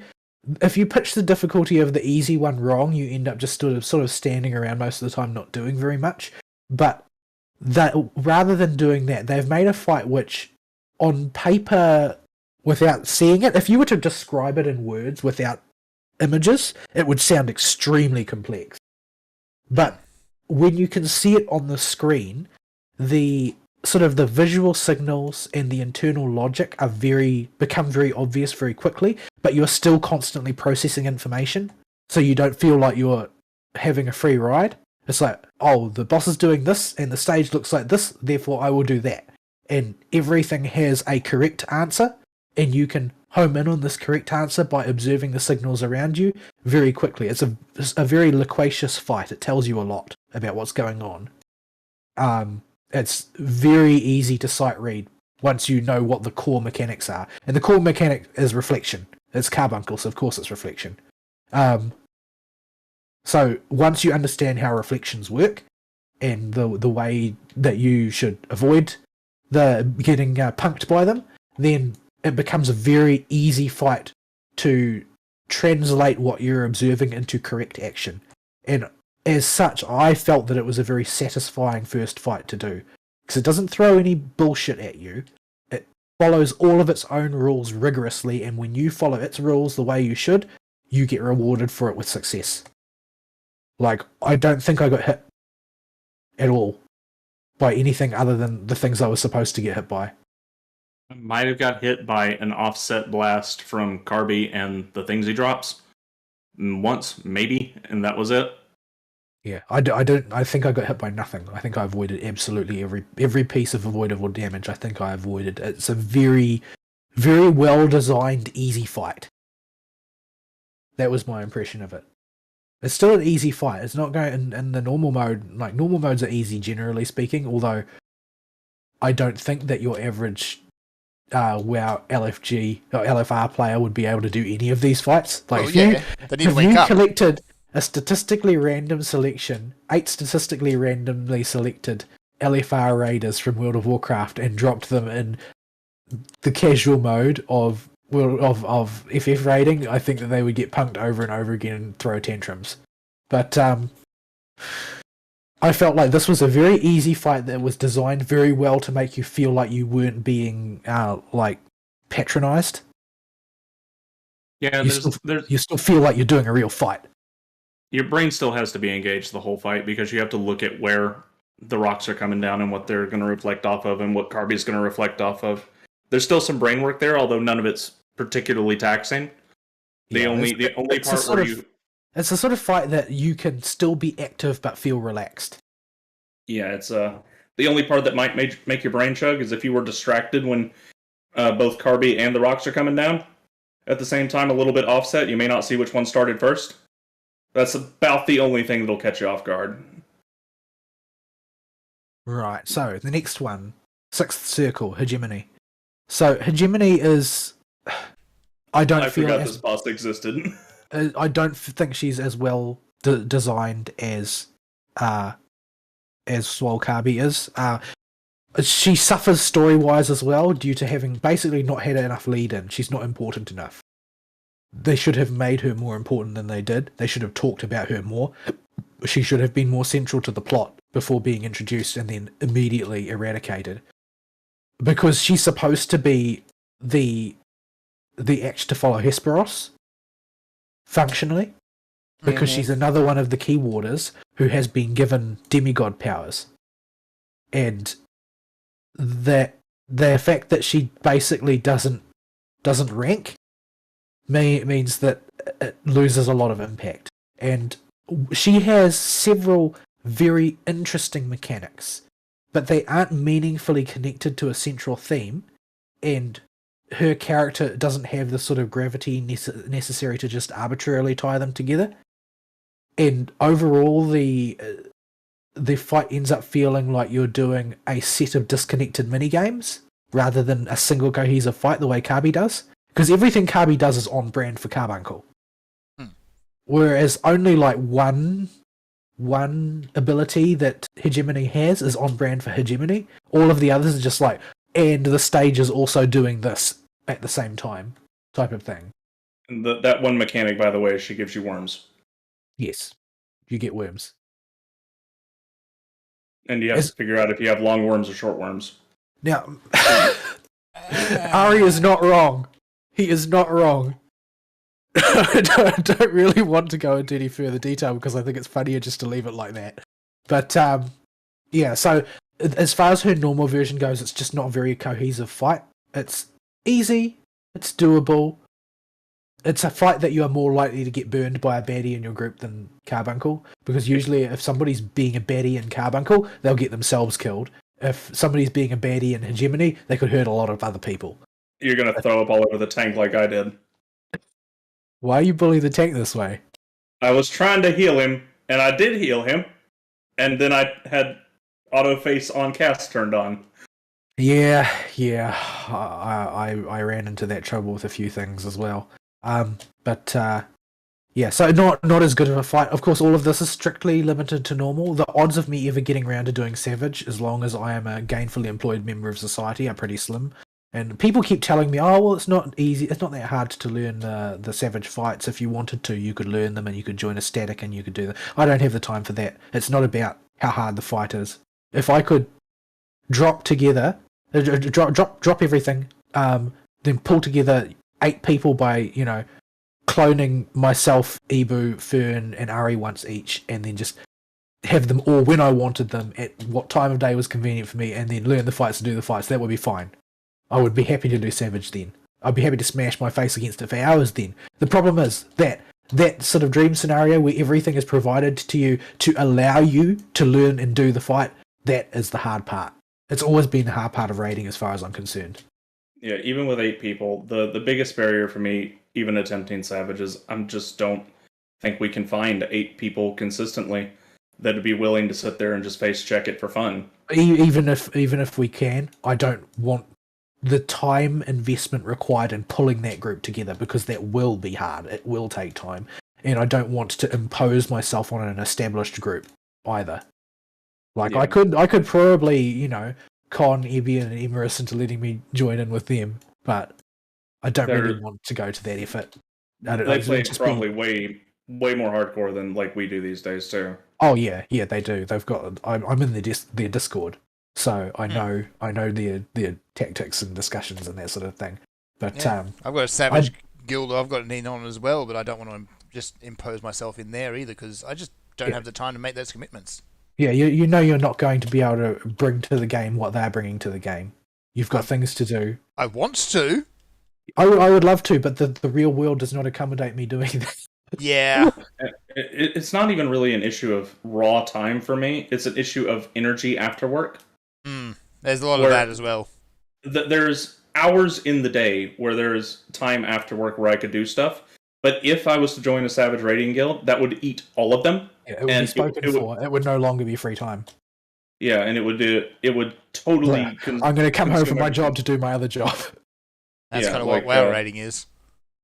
It's not as bad as WoW raiding though, because and this is the reason why like lots of really high tier WoW raiders have just quit the WoW raiding game now and have moved on to Final Fantasy because of the stuff which has become gathered around WoW raiding. Like even like the top progression guilds are all doing Savage progression now, and sure it's easier because you know Final Fantasy fights aren't designed to be complete bullshit the way World of Warcraft Mythic fights are.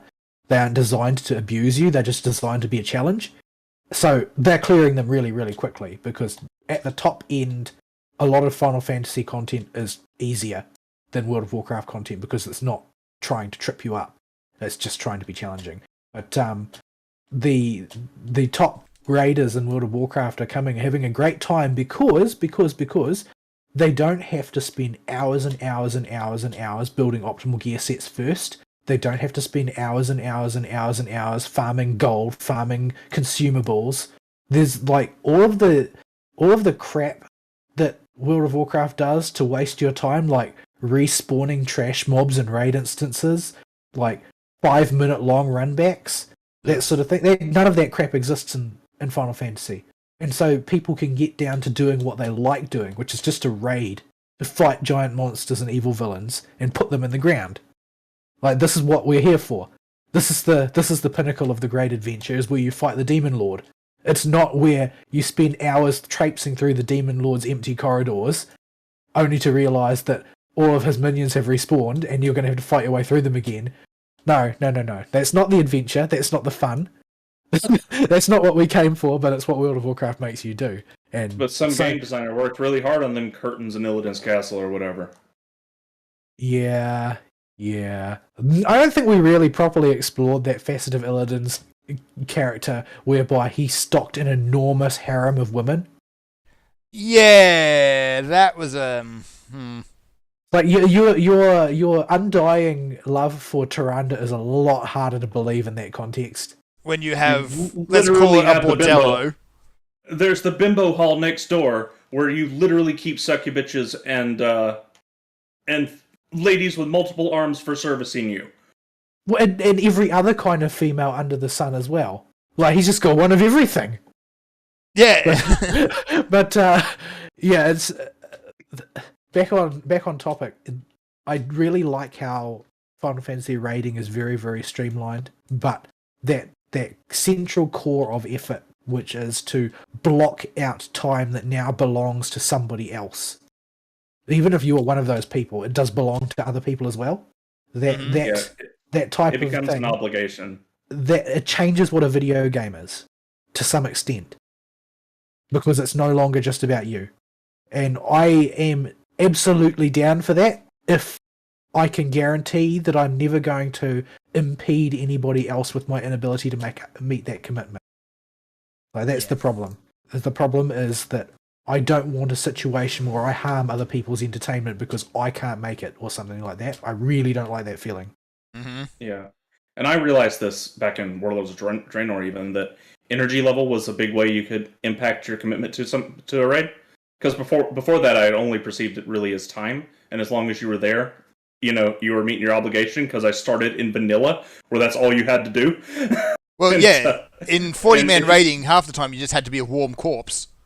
Yeah, but if you don't have the energy to do it, and you're not doing well at that particular moment, that counts, and that counts against your obligation to the other people you've agreed to do a thing with, And that's a big reason I stopped, because, when I got into a bad spot there and was drained on energy all the time, it was just like, nah. And there are some days I get home from work now, I have no idea how my work day is going to be. I have no idea what my energy level is going to be like. Yeah, How brain taxed I'm going to be. This is what I'm gonna go into. I'm gonna talk bad about Emerus now. This is one of the things that people found very, very frustrating about Emerus, is that he would reliably show up to raid, but he would show up to raid however he was feeling at the time. Like, I had my differences with a lot of other people, but I would much rather raid with those people who had committed to bring their A game every time, rather than the people who committed to just show up and that they consider that enough. Because Emerus would show up and some days he would just be completely worthless because he wasn't feeling it. And he would show up and we would just, smash our face against it, and he would, output subpar numbers or fail to keep people healed or whatever his role was. I don't remember. I know he was a DPS for a lot of the time, but I had committed to always playing as best as it could possibly be played. Like, I would get hyped up for it beforehand. I would make sure that I knew exactly what I was doing and how. I would reread the fights before we went into them to make sure I hadn't forgotten anything. And then, I'd go in there and smash my face against it and screw up repeatedly, but not ever because I wasn't giving it my best. Yeah. That was the level of commitment that I felt was necessary in order to be part of a raid guild, because that's what you owe to the people because when you sign up, you agree to bring your A game, as far as I'm concerned, not your just warm body. That's not good enough. I know originally World of Warcraft was designed so that you could bring 20 raiders and 20 warm bodies, but that's not how it is no more. Yeah, and it's just, when we say this, we're not talking specifically like you show up to the raid, you mean to do well, and you're just having a bad night where you just can't seem to get your buttons to line up. We're talking showing up sloshed, showing up tired, showing up not having read something, or needing to be reminded about stuff like that. Yeah. And it's all that sort of peripheral stuff, that the commitment to always be on the top of your game, and you decide that you owe that to other people. That's a heavy burden to tack on to all of the other stuff that you need to do. And that's basically why I don't in-game raid. And I'm really envious of the people who can, because I would so love to be able to do things like Dragon Song Reprise. That looks like such a cool fight. So awesome. I would love to have been able to participate in that kind of thing, but I don't have it in me. I would have to build my life around it. Yeah. There are some people who just seem to have like bottomless wells of mental energy they can part out to various things. I don't. I have very limited amount of mental energy that I focus on a handful of things. And if I wanted to do something like raid ultimates in Final Fantasy, it would be like I need to commit a huge chunk of my mental reservoir to this and only this, and be a zombie the rest of the time. But yeah. Anyway, that digression aside, Hegemony subpar as far as design is concerned, but still better than a lot of other things that I've seen in other games. Moving on to the third one, the tree. The tree. Oh boy, the res button. Yeah, now this, I feel like I'm more than a little bit to blame for the way this went, because I made a very poor decision very early on and got knocked off at a crucial moment. And so Agdistis is basically a character who got turned into a tree. You'll get more details if you do the story. This is a war boss. That is to say, the boss stays stationary at one side of the arena and you punch them in the face. But the big difference here is that the arena is very fluid. It starts off being a circle, but it will periodically also decide that it's going to be 3 circles that are separated from each other over the yawning void, occasionally joined by bridges.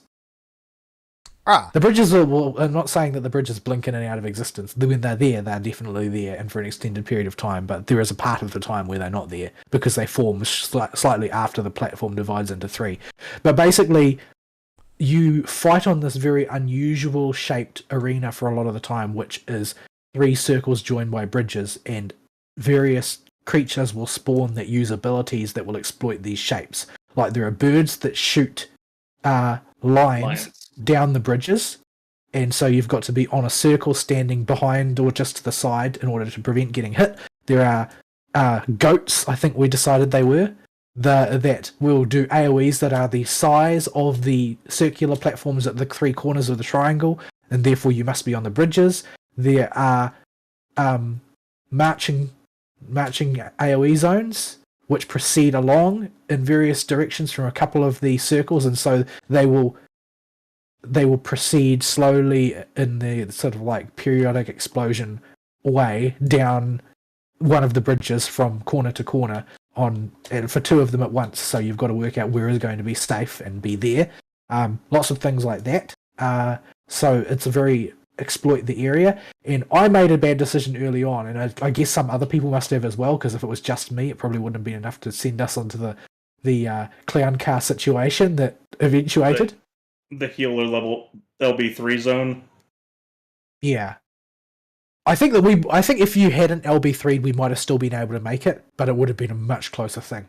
Because there were only like 5 out of 8 of us were down. So and we had a tank up and we had a healer up, so we could have muscled through.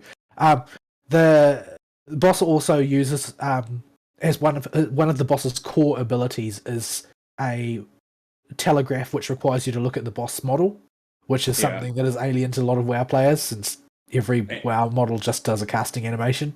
A boss animation tell for an AoE type that's coming down.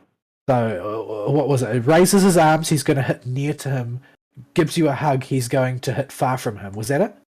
Yeah, I think if he looks like he's going to give you a hug, run into the boss. And if he raises his arms like he's going to smack the ground, stay away from him, and then look at his hands. And this is the part the group kept messing up. Because right after he smacks the ground with the one where he smacks closer to himself and you need to be further away, one of his hands is going to punch all the way across the platform with infinite knockback on it. Yeah, the thing is that the instinct was, oh, you dodged the first one, you're safe, right? Nope. You're not safe. You're not safe. You need to know where you have to be and when. And the way you deal with the situation of his follow-up punch will depend on what the platform is doing at any given point in time as well. Yeah, because when the platform's a circle, not that bad. When the platform is three circles connected by bridges, that's when it gets a little hairier. Especially when people don't quite understand. I got killed because I forgot, and then I remembered, but I remembered, and at the time that I remembered and he started doing the attack, I realised I'd gotten myself in far too deep to get away from it. Because I was too far to run forward toward it and then off to the right was the situation to dodge it laterally, and I was too far onto too far towards him to run back and then off to the right to get it away from it that way. Like there was just no way off because I had read it wrong for just a second. Just a second I'd forgotten and then remembered, but it was too late. So you really do need to get into a rhythm, but it is a one which will reward doing the dance correctly with basically no damage. But once people start screwing up, because it's just yawning void everywhere, it is very easy for things to go pear-shaped quickly. Yeah, I hope you got a healer and probably a red mage with a res button that's ready to go. The thing that I noticed that sort of ticked me off a little bit though was how quickly after somebody died, people started calling to wipe it up. It's like no. This isn't World of Warcraft. That's not how we do things here. Yeah, that seemed to be a thing with that particular group we got for that boss. Was it like, oh, we should just wipe it? Like, no, we're fine. I will have LB3 in just a second. Or I already had LB3 and was trying to get out of an AoE, and then I would push the button. But the thing is that it wasn't even that late in the fight that they had started saying that. It was by the time the first couple people had died. They already say, oh, we'll just wipe it up. We'll just wipe it up. No. You learn these fights by doing them. Not by giving up every time something goes wrong. If you do that, then the people who do something wrong will just be different people next time. Because they didn't see what you did wrong. Yeah, MMO fights are different than single-player fights. When it's just you and a boss, you can incrementally progress if that's the preferred way you want to do it. But when you're with a bunch of people, the most efficient way to get everybody to understand the fight is just to run your face into it as hard and as long as you can, so that everybody sees as much of the fight, every single attempt, as possible. Yeah. The thing is that normal fights have no enrage timers, and the res penalty is not so stiff that you can't just go forever. So if everybody is not dead, the group is not down. Yeah. It's as simple as that. You can keep going, and you can keep going, and keep going, and you'll get better at it. That's how you get better at it. These fights are designed with a healthy margin of error in them in most cases. Less so when you get up to Savage, but on normal mode, Everything pre-stream, you can as long as something with a res button is still alive, you're good to go. In some cases, as long as a warrior's still alive, you're good to go. Yeah. That is the one situation where I will sometimes jump off the edge because I know that I can clear the boss as a warrior. Sometimes. It'll take you ages, though. But I don't want to keep everybody waiting that long when it would be faster to just come back and do it right the next time. And nobody wants to sit there and watch anyway. But yeah, you need to learn these things, and you can only learn by doing. If you just wipe it up as soon as somebody falls off, you're just putting off other people's ability to learn. It's not really helpful in any way. I think that this is just like a World of Warcraft refugee thing that has been brought in. It's just not. It's not practical. If the boss has an enormous intermission or something that's going to cause you huge delays, then I could understand. But that's usually not the case. But generally, Gone? This was the only boss I noticed this with from the groups we got. But then again, this was the only boss that turned into quite the clown show. Yeah, it was. This was the highest custard quotient was encountered here. But yeah, I think it was still a solid fight. It's still a good fight. It looks like a fight that is likely to turn into an absolute nightmare on Savage.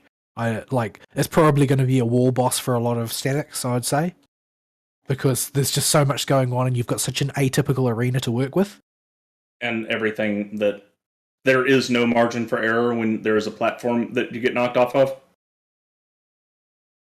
So there are some Savage groups that could probably take the damage down penalty by getting hit by things once or twice.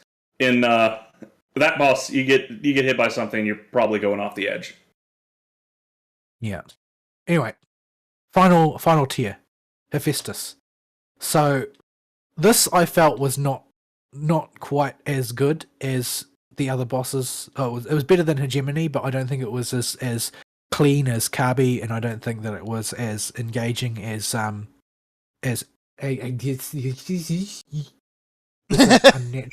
unnatural Aegdistus. The tree. I don't think it was as engaging as Aegdistus. But it wasn't bad, and I think that probably the reason why it was the way it was is that it's half of a boss.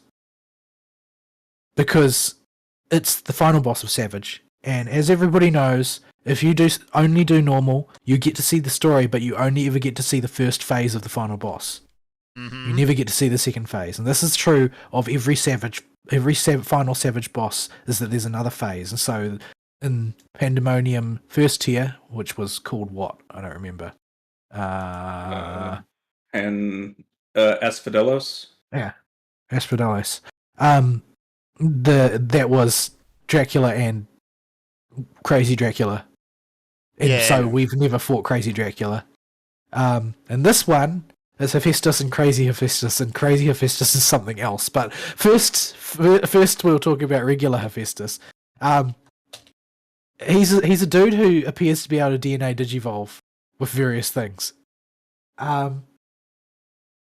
So he's a fire themed boss, and he mainly does like fire stuff. But he's got a couple of like summons that he does at the start, like a phoenix one, and what's the other thing? The snake, I think. Yeah. So he's got a snake and he's got a phoenix, and this is your standard one that you see from Nidhogg, where one of these is an AoE down the center, and the other one is an AoE everywhere that's not the center. Yeah, hot wing, hot tail. But so he's structured. He's got his primary attacks like that when he's being a normie. But and of course he's got your requisite tank buster. Although this one is a beam. Beam. But then he DNA digivolves, and when he DNA digivolves, he goes into a variety of different things. And one of them is that he'll create like potholes in the four corners of the room. And then he'll summon snakes which go down into the potholes, and then they will make potholes explode, and then they'll leap out of the potholes and leap into different potholes and make those two explode. And they'll do this, I think, 3 times was what we normally observed. So you've got to just basically keep an eye on where they're going and hop into the right locations to avoid getting hit by the explosions and so on. It's quite simple, but it's an elegant and well telegraphed ability. And he's also got a thing where he summons blue flames, which will then draw rectangles around segments of the room, and those become no rectangles, which will explode. So, and they will explode very quickly after the rectangle closes. So you've got to sort of anticipate where it's going to turn corners. It's sort of like a more complex version of the pizza slicing thing that the mini boss in Aglaia does. Yeah, and they can overlap on their edges. So after the first turn, unless you're looking at the safe edge already, you need to spin your camera around a little bit because you're not going to be able to tell immediately where the safe one is if you miss the first line that goes through. Yeah, and other than that, he's basically he's got the petrification thing as well, which I think is the cruelest look away mechanic I've ever seen. Other than possibly Kefka's is worse because you've so many other more important things to look at. But this one it creates two markers from which you have to look away, except these orbit the room. And then they go off when they stop moving. I dodge these by accident every single time. Yeah, for me it was just pure accident as well. Like, so they will move in a squarish pattern around the center of the room. And you have to be looking away from them at all times. So that you can position yourself such that you're always looking away from them no matter where they are in the room. But you'll also not be doing anything productive if you do that. So yeah, you've got to sort of like, I think I've got about this much time left and I think they're going to stop roughly in this sort of place, or I'm over in this location, but I think that when they stop, I'll be able to be facing in a way that it's not going to petrify me. And I don't know how, did anybody get hit? Or you're lucky? We had a few people get petrified a couple times. Yeah, so, and he also summons a couple ads and stuff, but, most of the rest of the stuff is fairly sight-readable whatevers. Yeah, I think that's more or less it. The rest of it is just sort of like your usual AoE stuff. So, after that is the Savage part of the fight that we haven't seen. Now, I've only seen the transition. I haven't seen the Perfect actual fight. Imperfection Hephaestus is a war boss. Completely different. And there's very little information out on him because only like a dozen guilds or something, a dozen statics have cleared him, like probably more by now. But he's rough and it's a rough road to get to him. So there's not that many people working on it. But boy, this guy's an abomination. His transition scene where he transforms into this eldritch horror Asian monster thing is it was interesting because normally when they transform a model, they don't go this detailed into the model's transformation into something else. They usually will cut away parts of it so you don't see parts of it changing, but they show in detail every part of this dude's body that's warping and twisting into this eldritch monstrosity.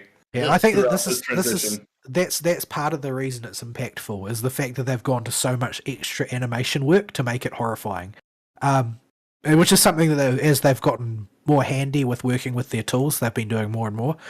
But it's also because we've seen lots of transformations in the past by Asian characters and so on, and this is so much more unnatural than the ones that they normally do. So much more hideous and bizarre that it's like it adds a real sense of, yeah, this guy has become the thing that should not be. He's not. This isn't a normal transformation like Asians regularly do. This is something entirely different and entirely horrifying. And he's just this horrific, malformed abomination. Like it legit looked like something out of Resident Evil. But yeah, I've seen Resident Evil memes being thrown around at him because he does look like something infected by the T-virus or something. Yeah, he looks like a mid-stage William Birkin or something. But yeah, it's I haven't seen much of what he does either because there's just not that much footage around. People don't spread around footage of their Savage attempts, only their Savage clears, and they will usually not post too much information on that too widely until lots of people have cleared it in order to keep the race at least somewhat coherent. Although, you know, people don't take it as seriously as they do in World of Warcraft. It's not like this big production where you've got Blizzard frantically working and you've got the clearing guilds frantically working and you've got their coders working in the background to build new mods on the fly to deal with the challenges, and you've got Blizzard trying to outcode them. And the only races in Final Fantasy that seem to get any publicity, like even close to that, are the Ultimates, and that's what, once every like 2.5 patches. Yeah. It's almost once an expansion would be a better way of describing it. But yeah, and a lot of that is for Ultimates, like Dragonsong Reprise. Like, that's because people want to find out what will happen next. It's not really about the competitive. It's like everybody's still working together in a sense because everybody wants to find out where the story will go, what will happen next. That was what was behind a lot of the hype for Dragonsong Reprise, was because the story is a retelling of Dragonsong where things played out differently. And that's really engaging to the player base because that's how FF players are built. They love the story, they care about the story, and they want to see where it will go next. So even though the guilds the free companies or statics are competing to see who is going to clear first, they're all still sort of working together to tell that story for the audience. So there's a much more cooperative dimension to it. But yeah, so that's the four new raids. We'll have to drag Fern through there when he finally gets off work, whenever that's going to be. Tomorrow. If you're off tomorrow, Fern, we need to do our weekly clears of it anyway still, so... Yeah, so we'll do it tomorrow. Yeah. We'll try and take you through it. So yeah, and I haven't... The chess pieces. We gotta get our chess pieces. Oh yeah, we've got to get the chess pieces so we can be RP glow like everybody else. I feel so left shiny. out when everybody's moved on from the swimsuit to these new RP glowy chess pieces from the raid, and I feel so left behind. Yeah, although admittedly I don't really like the aiming one because it's just little shoulder flames. Yeah, well, fashion is the end game. Yeah, but these look like more WoW fashion. It's just yeah. I think that they're trying for something a little bit different in each one. Like they radically change up the art style on the regular of the armor. And I mean, there's so many armor sets. You're bound to be able to find something that you like in FF. Oh yeah. Not every tier is going to be a winner for you. But just go to Eorzea collection and search by your class. You'll find somebody that's put together something that you can use as a base and build from. Mm-hmm. Yeah. Just don't look at the Hrothgar section. Just don't. Is it all thongs? A lot of it's thongs. Furries, man. Or furries, yeah. You're talking about the furry borough community. Like, what can you possibly expect? Yeah, it's yeah. Like they're not even regular gays. They're like especially perverted gays. This is how they operate. Whoa, I think my controller is desyncing, which means the battery's probably about to die. But, yeah, so fun times. I enjoyed the fights on average. Like, they have their highs and their lows, but it was a solid raid tier. I enjoyed doing the fights, and I will enjoy doing them again. There's nothing in there that I hate enough to not want to farm it. So, yeah, I guess I'll be spending some time in there trying to get some gear. I do want to also go back into... Asphodelos and just polish off a few bits and pieces as well because I didn't complete any armor sets from there because I was hideously unlucky, like really, really unlucky. I would go weeks without winning anything. Really frustrating. Like it was actually easier for me to get loot back when everybody was loot capped at 1 per week. And after that I never won anything again. even though Aglaya gear was better, I still couldn't win anything. I have a tremendous amount of pants from the first tier. That's a lot that of I pants. haven't even turned in because it's not gear I need, and I don't particularly like any of those pants. But I seem to always win the pants from the first tier. Yeah. Well, Aglaya hates me. I've never completed a single set from Aglaya either, simply because the things I needed wouldn't drop. But yeah, I want to go back in there and try and finish that as well. If you're a tank, you've pretty much got free reign, but you've still got to get the part to drop, and I don't know how that's going to happen. And then I want to be, kitting out some of my other characters, like my Scholar, for instance, because I do like playing Scholar, even if Scholar's the bad one right now. But You know, any class that I delve into will become the bad one. It's just a matter of time. But yeah, so that's good. I still haven't done the new dungeon because I haven't done any of the story, and I haven't done the new trial either because I haven't done any of the story. So Yeah, I'm holding off on talking about the new trial. It's nuts. So yeah, maybe I'll have time to do that. I've got a little bit of extra time this weekend because I got my leave cancelled. I ended up getting reimbursed by getting an extra day off this week, so I'm able to at least recoup some strength. Hopefully, if I can actually fall asleep for once, that would be great. Spring is a rough time for me. I don't seem to ever get as much sleep as I want. But yeah, good times in Pandemonium.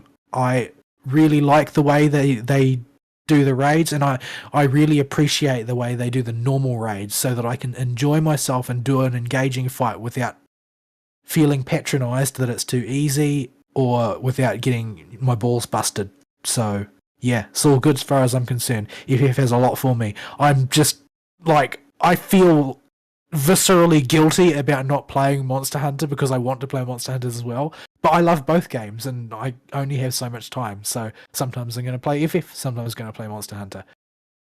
I'm down for either, if either of you particularly wanted to play any given game on any given day, though. If our schedules ever line up. Yeah, if you ever can find another replacement driver who will last more than a week. It won't be a Kenyan. I will call an end to my week there so Fern at least gets some time. Yep. We're still apparently in weeks, yeah, that's... Oh dear. Well, it's a big topic. It is a big because topic. it's from a new patch. Yeah, and most of my week piggybacks off that. And so And I don't not like have there's a whole... any news to talk about this week. Yeah. So I guess we can slide into my week. I piggybacked mostly off the raid stuff because I've just been too busy this week.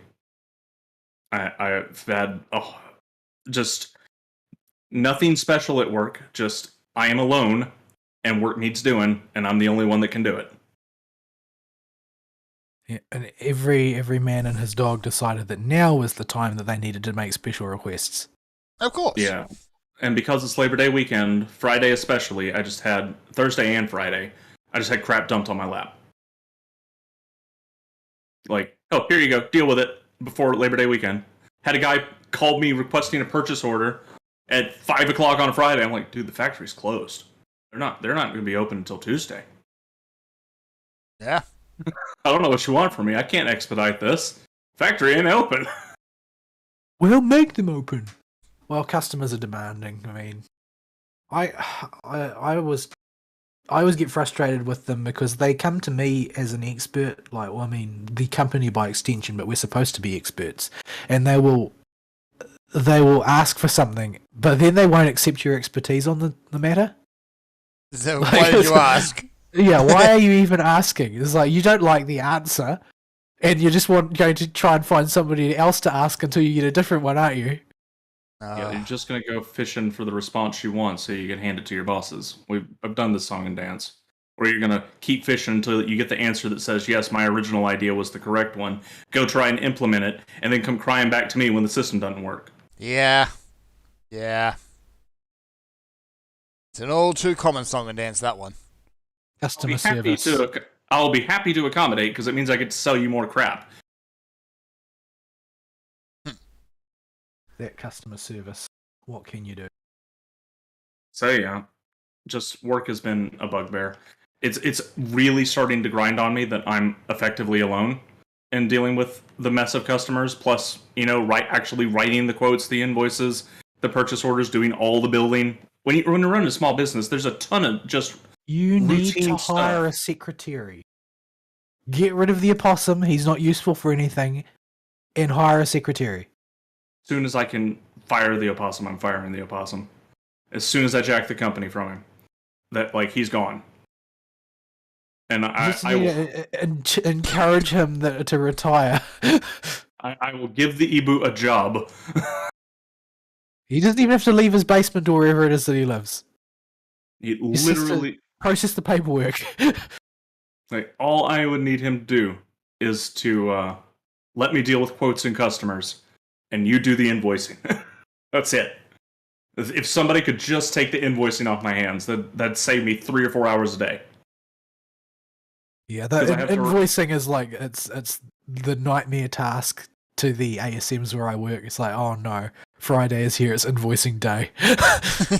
Yeah, and for me, it's I need to invoice immediately because these people take up to 60 days to pay us, and we have to pay our suppliers within 30 days. So we're always behind the curve unless we have a surplus in the bank or they pay us early. So I have to do invoicing immediately as soon as I see freight charges in the mailbox. I'm like, yep, that invoice is ready to go. It's going on the to-do list before I leave the office today, and it's always the last thing I do. And I will take a stack of envelopes to the mailbox and put the flag up because we're ancient, and the opossum and our customers are all also ancient and don't know how to use email. Physical bills. So they get paper invoices that I've handwritten or hand typed up myself in Google Docs in an envelope, a number 9 envelope with a little business window on it and a little stamp on it, sent via U.S. Postal Service. Now, I thought you were going to say you had one of those invoice pads that people used to have, where it had all the lines drawn on it and all of the stuff that has to appear on every invoice printed out, and you would just write on that one and tear it off and put it in the envelope. Oh man, I almost wish I did, but no, I have a digital one. I just made it in Google Docs. It looks exactly the same as our quotation, except it says invoice at the top and has an invoice number instead of a quotation number. And I just copy and paste everything from the quote and type in the relevant information for who I'm billing this to, who I'm shipping it to, and what the customer's purchase order number was, and any other relevant information into the invoice section. And then just mail that. Because it was too much work having to type it out in full every time with its own form that we originally had. One of the first things I did was go, no. We're making the invoice look just like the quote. And we're going to make this copy-pastable. So yeah, not a whole lot of special stuff going on. I did not watch or read or listen to any new media, really, this week. I've been too busy. I've been out of the loop for real world stuff because my usual news source that'll get Vol arrested has been having a few issues with a certain crazy person. And so I've been quite out of the loop compared to other stuff, although as you'll see in politics, one of the memes eventually did get some traction even in my feeds. And I posted some of the ones that were hanging around at the time when I hadn't had time to sit at my PC. And then, the only other media I played is I was too tired to do anything that required me to sit down and learn something. So I just reset my save file in Devil May Cry 5, copied the old save file, and dumped it off somewhere on my PC, and I've just been playing through that again. Yeah, I saw one evening you were playing DMC5 and Ari must need comfort food. Yeah, it's like DMC5 is just incredibly relaxing for me to play now. It used we have fully crossed from it's you got to really pay attention and try really hard and play on the Galaxy Brain wavelength to I'll just Royal Guard this. I can get half a Royal Guard bar, do a Royal Guard release on this. It's NBD. I just played that video game so dang much. It's all in muscle memory, and I just really enjoy that video game. So I've been going through that game again with the cutscenes on actually, and not skipping anything to see the story again because it's been a while since I saw the story of Devil May Cry 5 in full, and it's still really good. It's still a good time. Gotta pull your devil trigger. Bang bang bang. Or read emo poetry at the enemies. Yeah. Yeah. And then drive like a crazy person. Then have your chicken yell at you for reading poetry instead of doing what you're supposed to do. Yeah. You see, I had a interesting thing brought to my attention that made me want to reinstall Devil May Cry 5, and it was somebody pointing out to me that Devil May Cry 5 is the best video game because one character revs his sword like a motorcycle, and the other character uses his motorcycle like a sword. Yeah. And I was like, I haven't really tried any Cavalier combos or anything like that. I haven't messed with that weapon at all. I should keep it equipped this time on Dante and give it a try. It seems, from what I've seen, it seems to be like the newbie friendly weapon, where you can pretty much spam your way through with it if you really want to. Yeah, it can cheeseball a whole lot of stuff, and the thing is, it doesn't build style very quickly. You have to really get rolling with it and do very specific combos with it. And I just didn't, when I was going for S ranks originally, I didn't gravitate towards it because it was too slow to build style rank. So I stuck with Cerberus and Devil Sword Dante and the obligatory fisticuff weapon. But yeah, I'm having a blast playing through it again. Taking it just real slow and casual. Doesn't take a whole lot of brain work. It's Devil May Cry story. It's Devil May Cry game. I already know everything I'm going through. I did remember, there's the early game Red Orb drought until you get to mission 13 and you get the Michael Jackson hat, and then you can take 20 minutes and do that mission as Dante from the last checkpoint 3 times, and you have more orbs than you know what to do with.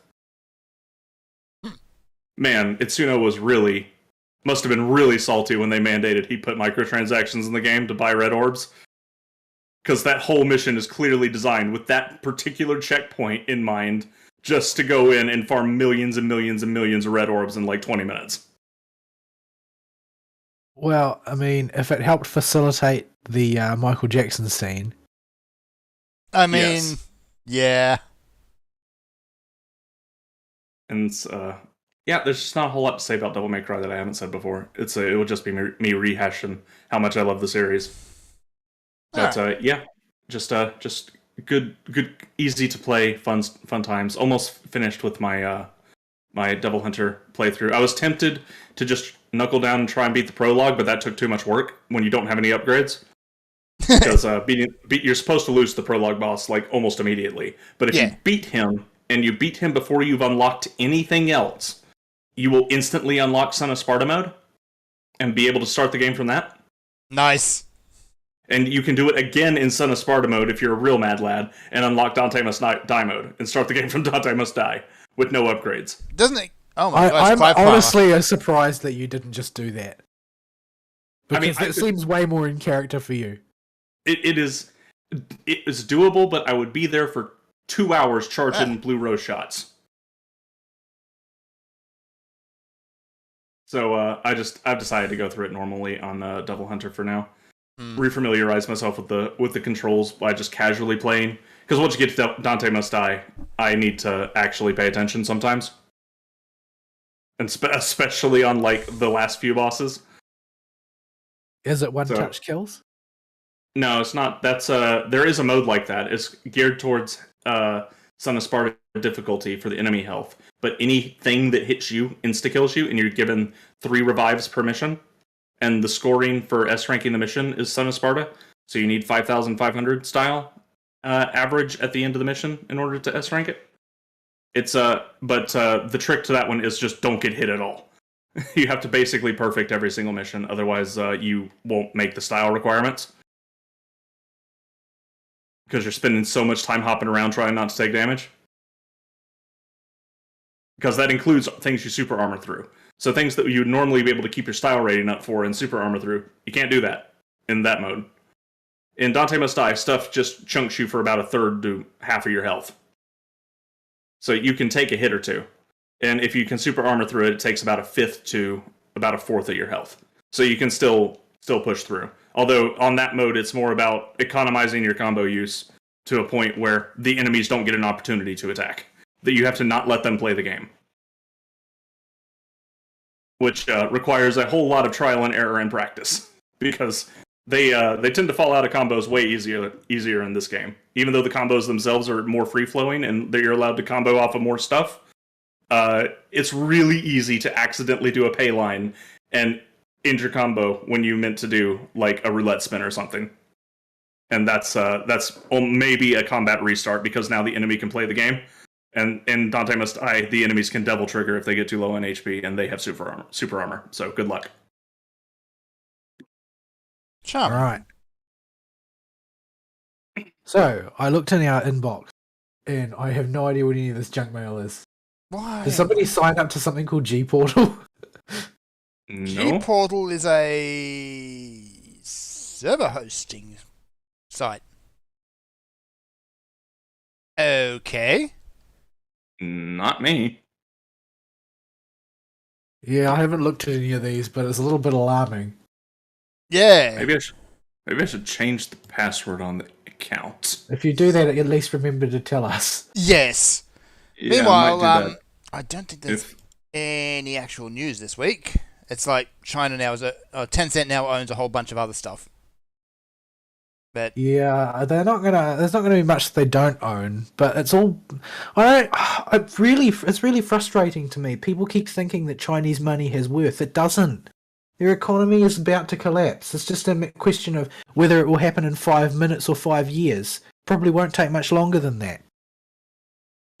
Like, I know that they want big money, big prizes right now, but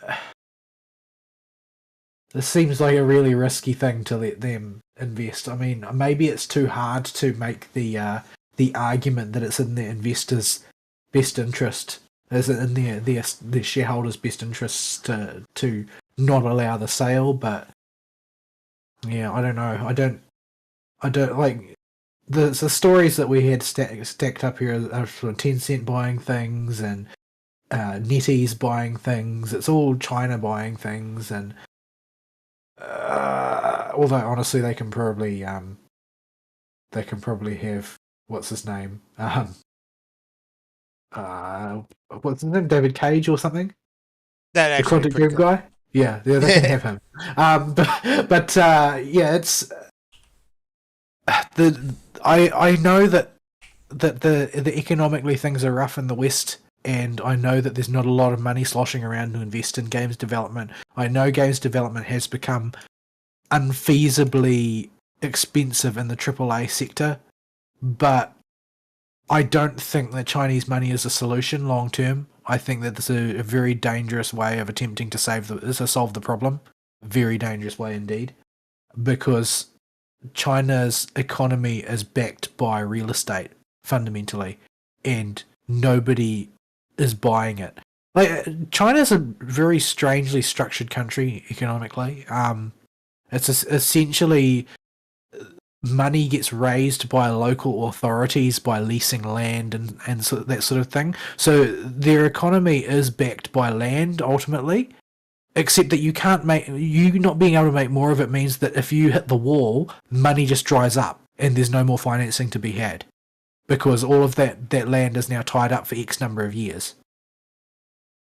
So either you're going to undermine the trust people have in that system by repossessing the land so you can sell it again, or you're just going to run out of money and then the local government will cease to exist because there's no money to operate it.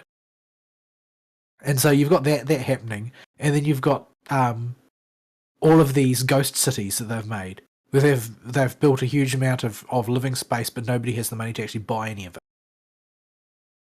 And so, you know, they're going through this sort of rough period, which often results in the collapse of the middle class. Where it's like, you know, in the West, we're going through the collapse of the middle class due to globalism and sort of like post-capitalist socialism. But in China, I don't think that the middle class is going to stabilize, because there's not going to be enough buying power to purchase the cost of the luxury goods will require. So yeah, all of that money that's coming out of China, it's going to be invested in the Western market. I mean, you can grab it now if you want, but I don't know that money is going to be good for much longer. Yeah, whenever I see a Chinese company buying any kind of anything in Western companies, it just seems like the Chinese company trying to get its assets as out of China as possible. Like, there's a lot of furious bailing out of the banks taking place in China right now, which is not usually the sign of a healthy economy. Yeah, it's people seem to be buying into the paper tiger, basically, which is what China's economy is. Like, eventually China's going to start casting from hit points as though they weren't already, and that's not sustainable, because that results in rebellions. So yeah, there's a lot of these buyouts that are taking place where Chinese games companies are buying larger interests in the. So I mentioned NetEase has acquired Quantic Dream. I don't know why you would want to acquire Quantic Dream. But you're David Cage. Yeah, like Detroit Become Human, Beyond Two Souls. These are not smash hit games. Gotta get me David Cage. He was the Heavy Rain guy, right? Yeah. He was the Heavy Rain guy. But Tencent has bought a chunk of From Software. They've done a partnership with Tencent, and Tencent has done a partnership with Logitech on a new handheld device. I don't really get the handheld device. Like, that seems like a tough market to get into, especially considering how hard it is to source components right now. Like, if it's any good, you won't be able to meet demand, and if you can meet demand, it's probably because your product isn't any good. Not really very hopeful way of doing things. I mean, people can't get Steam Decks. No. So, and people can't even get PS5s. I mean, it's just, and it sounds like from the descriptions that have been leaked that it's old tech as well. So they seem to be wanting to go the Switch route, which means you've got to compete directly with the Switch's already the install base that they've got at that power level. So yeah, I don't know. It seems like an odd play, but people seem to be willing to innovate recklessly when they've got Chinese money behind them. Which, I mean, it's useful as far as the end product that comes out, but Chinese money is just not reliable. You don't know when it's going to dry up. Yeah. But, Anywho, we are just about out of time. Is there any major news stories we wanted to cover real quick? Not really. No, I think most people are busy guffawing about Rings of Power right now rather than video. Yeah, pretty much. Yeah. I really do think apathy is our best weapon against stuff like this now, because we can't. You can't outrage, because they'll just blame it on. Outrage is a tool for them to use, basically. If you want this stuff to go away, you don't watch it. If you watch it, they make money. It's very easy for them to discredit objections to the story if it gets too outraged. Mm-hmm. Like, sort of like coldly dismissing it as not worth your time is just ignore it. A much better way of doing it. Because it's like how progressives have apprehended the term snowflake to fling back at right wingers anytime right wingers say no, this is actually an abomination. This is actually authoritarianism, and they'll say, snowflake, the only reason you don't want drag queen story hour in public libraries is because you're a snowflake. Which, that goes to show, number one, they don't know what snowflake means. Number two, they think it's they don't have an imagination to come up with their own insults. And number three, it definitely really cut them because they think it's an effective insult. But it's like they are only going to apprehend any outrage that you have as a tool that they will use to defend their own position. So no matter how abominable Rings of Power is, if you complain actively about it, that just means that, as far as they're concerned, they've struck a blow against you, they've hurt you in some way, and now all they need to do is play possum. And say, oh no, you're just bullying me because you're an evil authoritarian. Oh, you hate this show because X, you hate this show because Y. They get to set the terms because they've got the media. All you need to do is provide the background fuzz for them, because nobody's going to read those user reviews on Rotten Tomatoes. They're just going to look at the score. And the score is low. A lot of people will take a certain message away from it, but ultimately the media will be the one setting that message. And if that message is that, it's a bunch of man babies who don't like the fact that there's strong independent women in it, or strong independent trans women of colour with disabilities in it, or whatever. There's also a dwarf. The opening of that show looks so bad. It's the Days of Our Lives thing. It's really funny. But